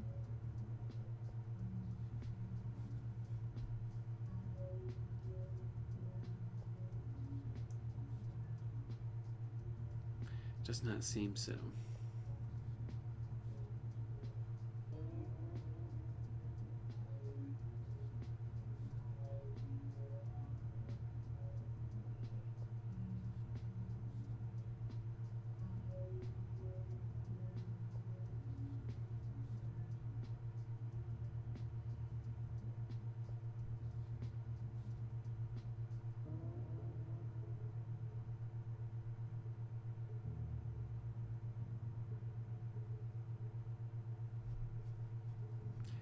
Good trade.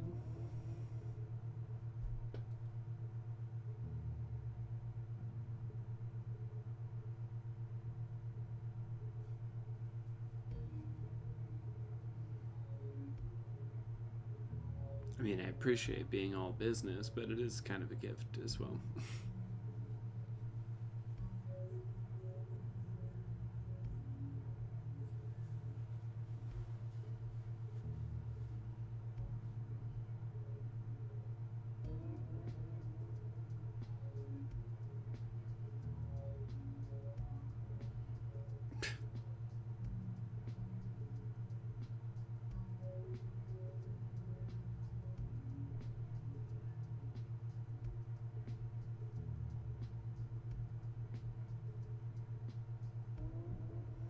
But it was such a nice dress.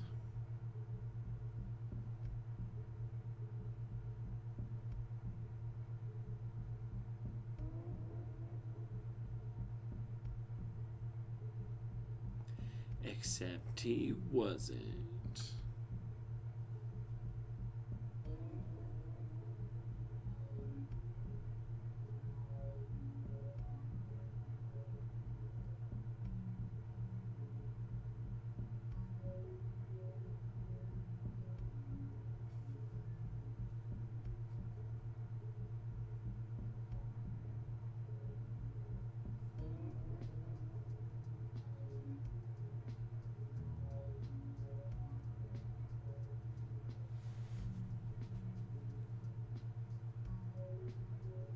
Yeah.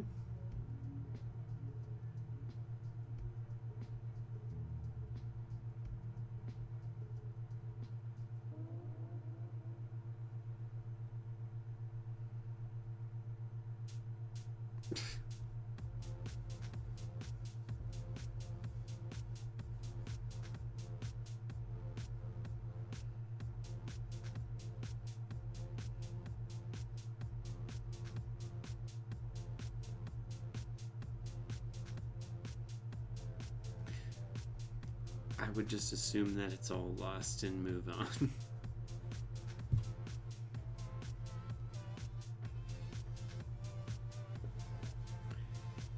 I mean, fair enough, but I would go.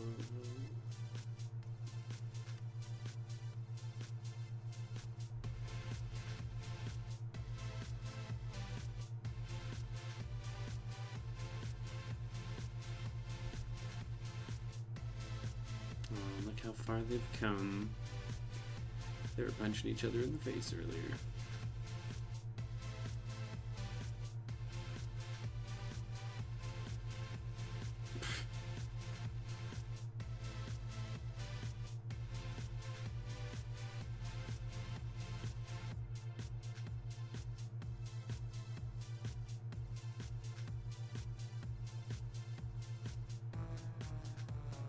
Okie doke.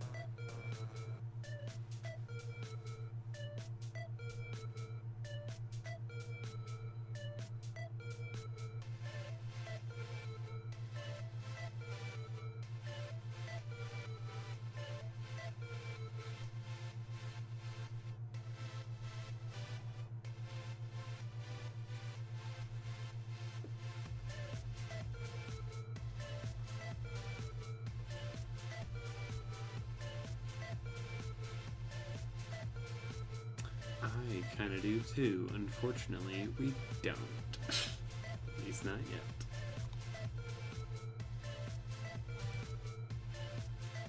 God, yes, Mal has a vote now.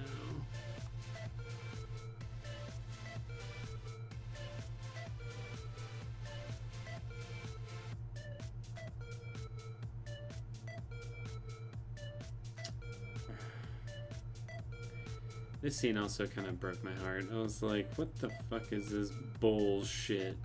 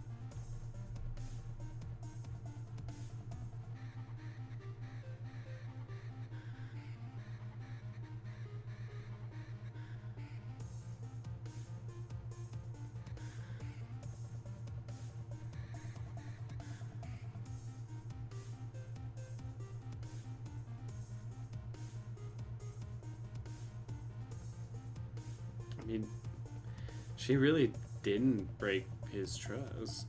Like, she had no other real way to go about that. It's like either, as she said, accept certain death or take this option.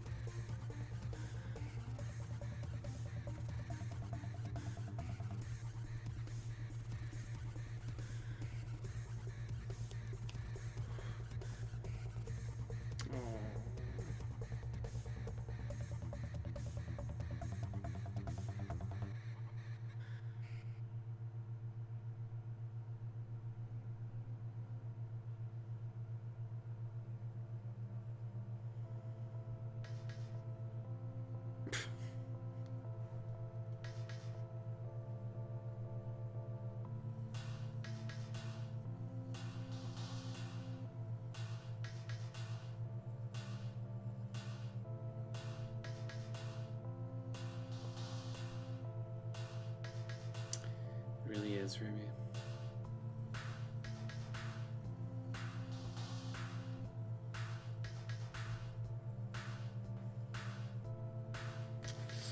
About that.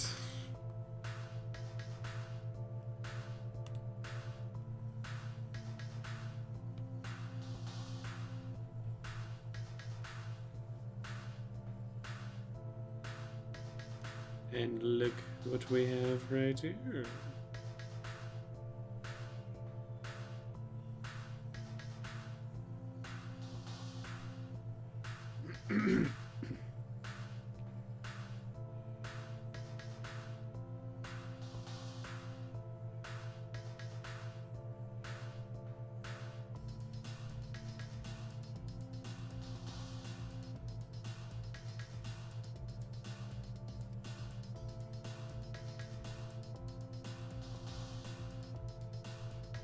Now, is that also right out of the book? Like, is this where the crows get introduced in the first book, basically? They're on this boat?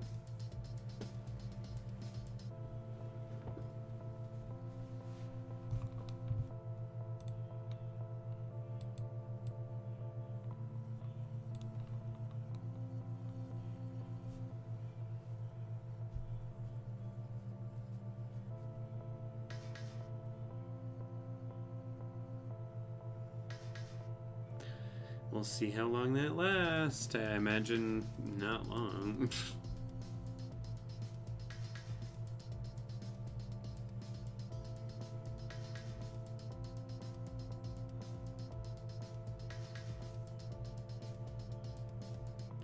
Now that the Darkling is dead. Right. Yes, of course.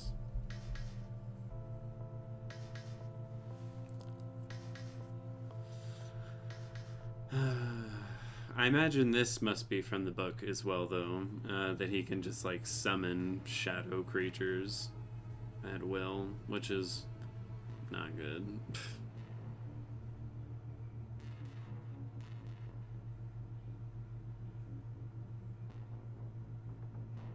Oh, when the books start, they already know each other. Interesting.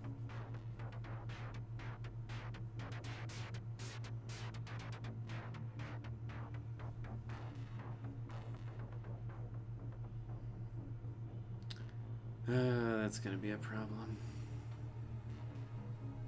I just realized how short this was. Oh, Netflix is like, you want to watch Arcane? I do. I very much do. Not right now, but I very much want to watch that show.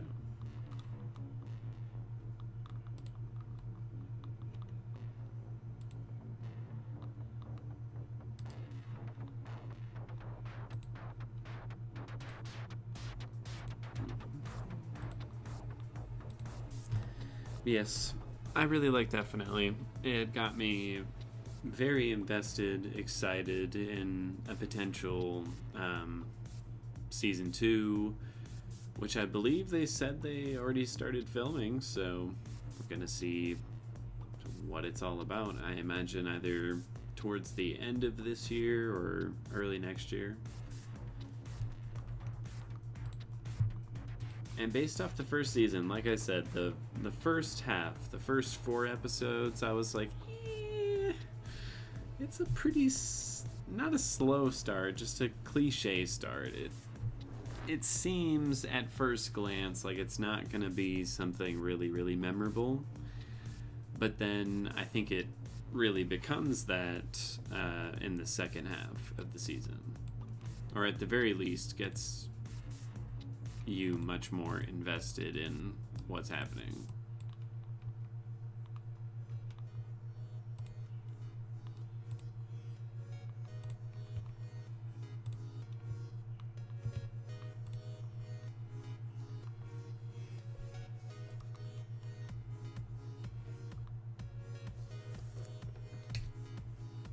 The Crows start with recruiting Matthews, right? How would that even work? Oh, I see. They know Nina, who leads them to Matthias. See, she just wanted to protect him.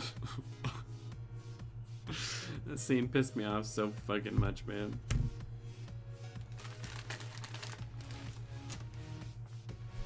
And yes, I have Funyuns.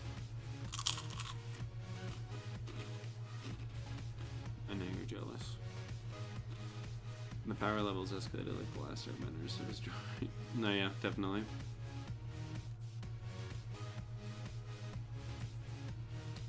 Did they have to go through the young adult tropes, though? Did they? Did they have to? There were some where I was like, come on. Give me something original.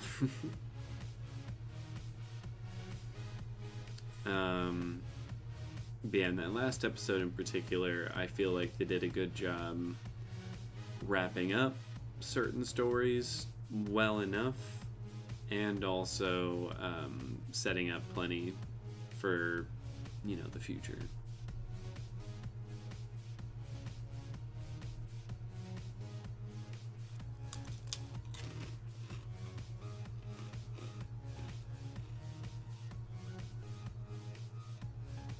The Nina Matthews backstory is just the same set order. I mean, I'm fine with them playing with the, you know, when certain things happened. They did that a lot in, like, earlier seasons of Game of Thrones. And it worked just fine there. It wasn't until the later seasons that they ran into trouble. True, Eleanor, that is true.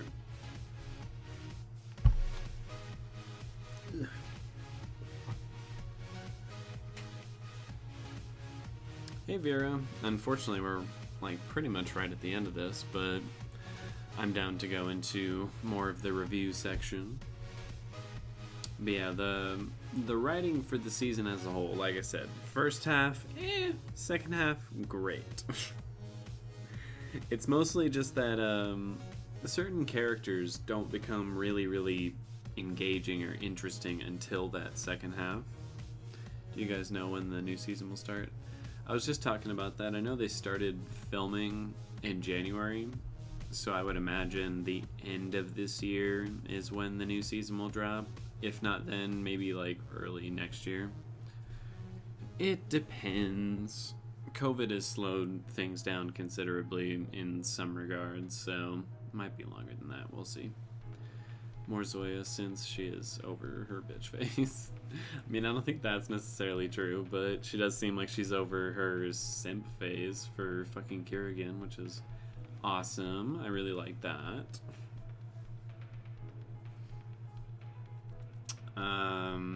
Yeah, the visuals in that final episode were really, really cool. What's up, Val? I can't tell if you would enjoy the show or not. I mean, like I said, you'd probably feel the same way I did. First half, second half, woo. But yeah, certain characters just become so much more interesting in the second half. Even the crows, which from the first episode were like the most engaging characters up to that point, even then they started to become more interesting and complex as well. Alina, most of all, like took a real turn for me, because at first I was like, you are so boring. I don't care about you.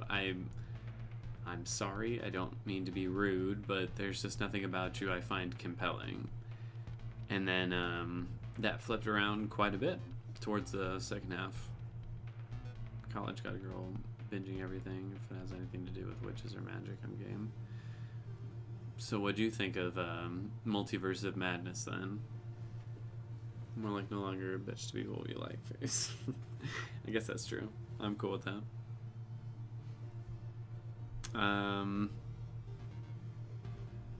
Again, sound design on the show as a whole I found to be good, serviceable, but there was never anything on it that I was like, whoa, that's so cool. I honestly like the horror-ish elements of whenever they're in the fold and they have the, what are they called? The Volcra? The Volva? What are they?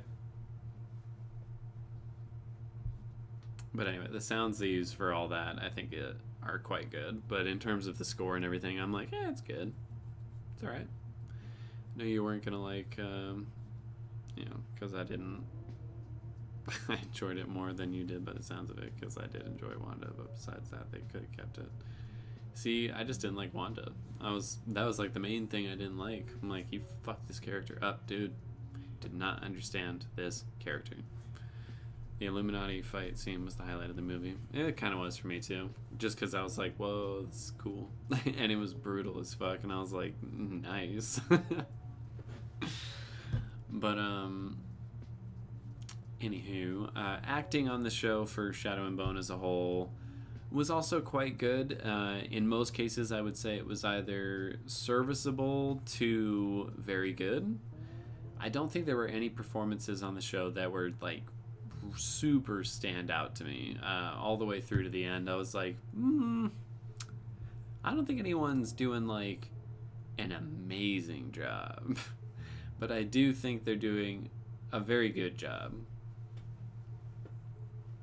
And some of them seem, in my opinion, to get much better as the season progresses. I'm assuming just as they become more like comfortable with the filming process, their character, how the story all goes and all that.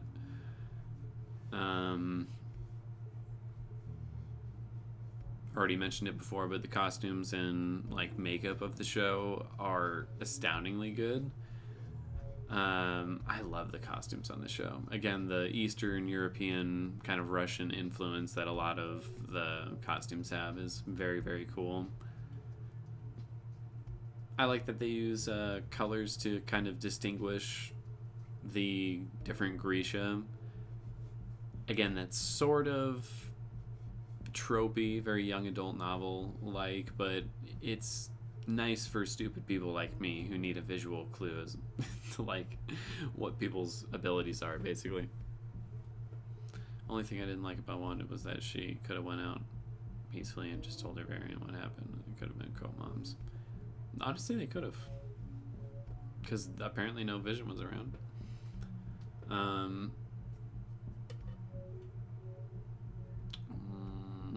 What else is there again? Set design. Set design on the show also was quite good because, again, they went for like very Eastern European, like royal palaces and all that, or just out in the woods, and everything was very gritty, and they did a good job showcasing the class struggle between the poor and the rich, but at the same time, I feel like they could have done more to showcase that, but I mean, there was a lot of stuff they had to juggle in the show, so didn't exactly have time. I do love the uniforms. Also, visual effects on the show, as I said before, it's not quite Hollywood super impressive levels. Like, as much as I didn't like the Multiverse of Madness movie, I think the visual effects for specifically Wanda's abilities looked super, super good. There were other visual effects in the movie that I thought were actual trash, but we're not going to get into that right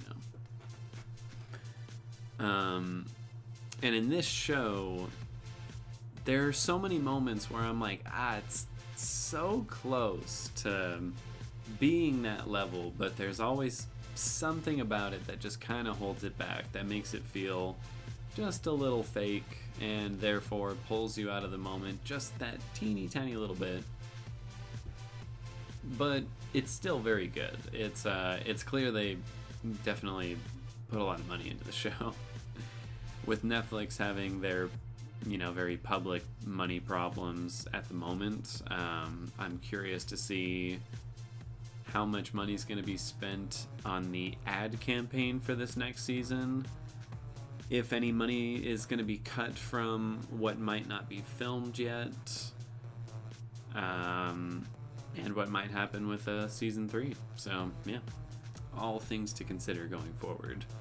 But yeah, as a whole, I like the show. I'm definitely going to watch season 2. I'm glad it was recommended to me. I'm glad I gave it a shot. Especially after that first episode, there was a part of me that was like, do I really want to watch this?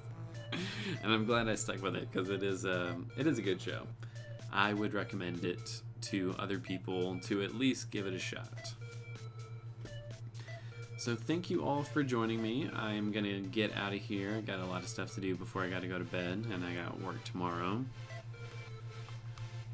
But yeah, thank you all for, watching along, commenting, thirsting after Matthias and Mal and all that. Good times, good times. Kerrigan too, even though he's a total piece of shit. Let's take a look at our poll one last time. It does look like the Six of Crows won in a landslide victory, as expected. Technically it's cheating. It's 3 characters all in that category, so it makes sense that it would get the most votes. If I had split those characters up, it might have been a more interesting one, but YouTube only gives me 4 options, and I'm like, I want to hit the main characters here. I'm surprised for the Alina love, though. I thought for sure either Kerrigan or Mal would have more votes after the Crows, at least. Because Mal, personally, I think he's just perfect. But that's just me. PM. You all have a great night, morning, afternoon, whatever time it might be for you all. I know at least Tina got up, stupidly early for this, so thank you very much for that. And for anyone else that's either up very late or up very early, I appreciate the dedication and for, hanging out with me. So yeah, you all have a great night. Morning, evening, afternoon, whatever. And that is about it.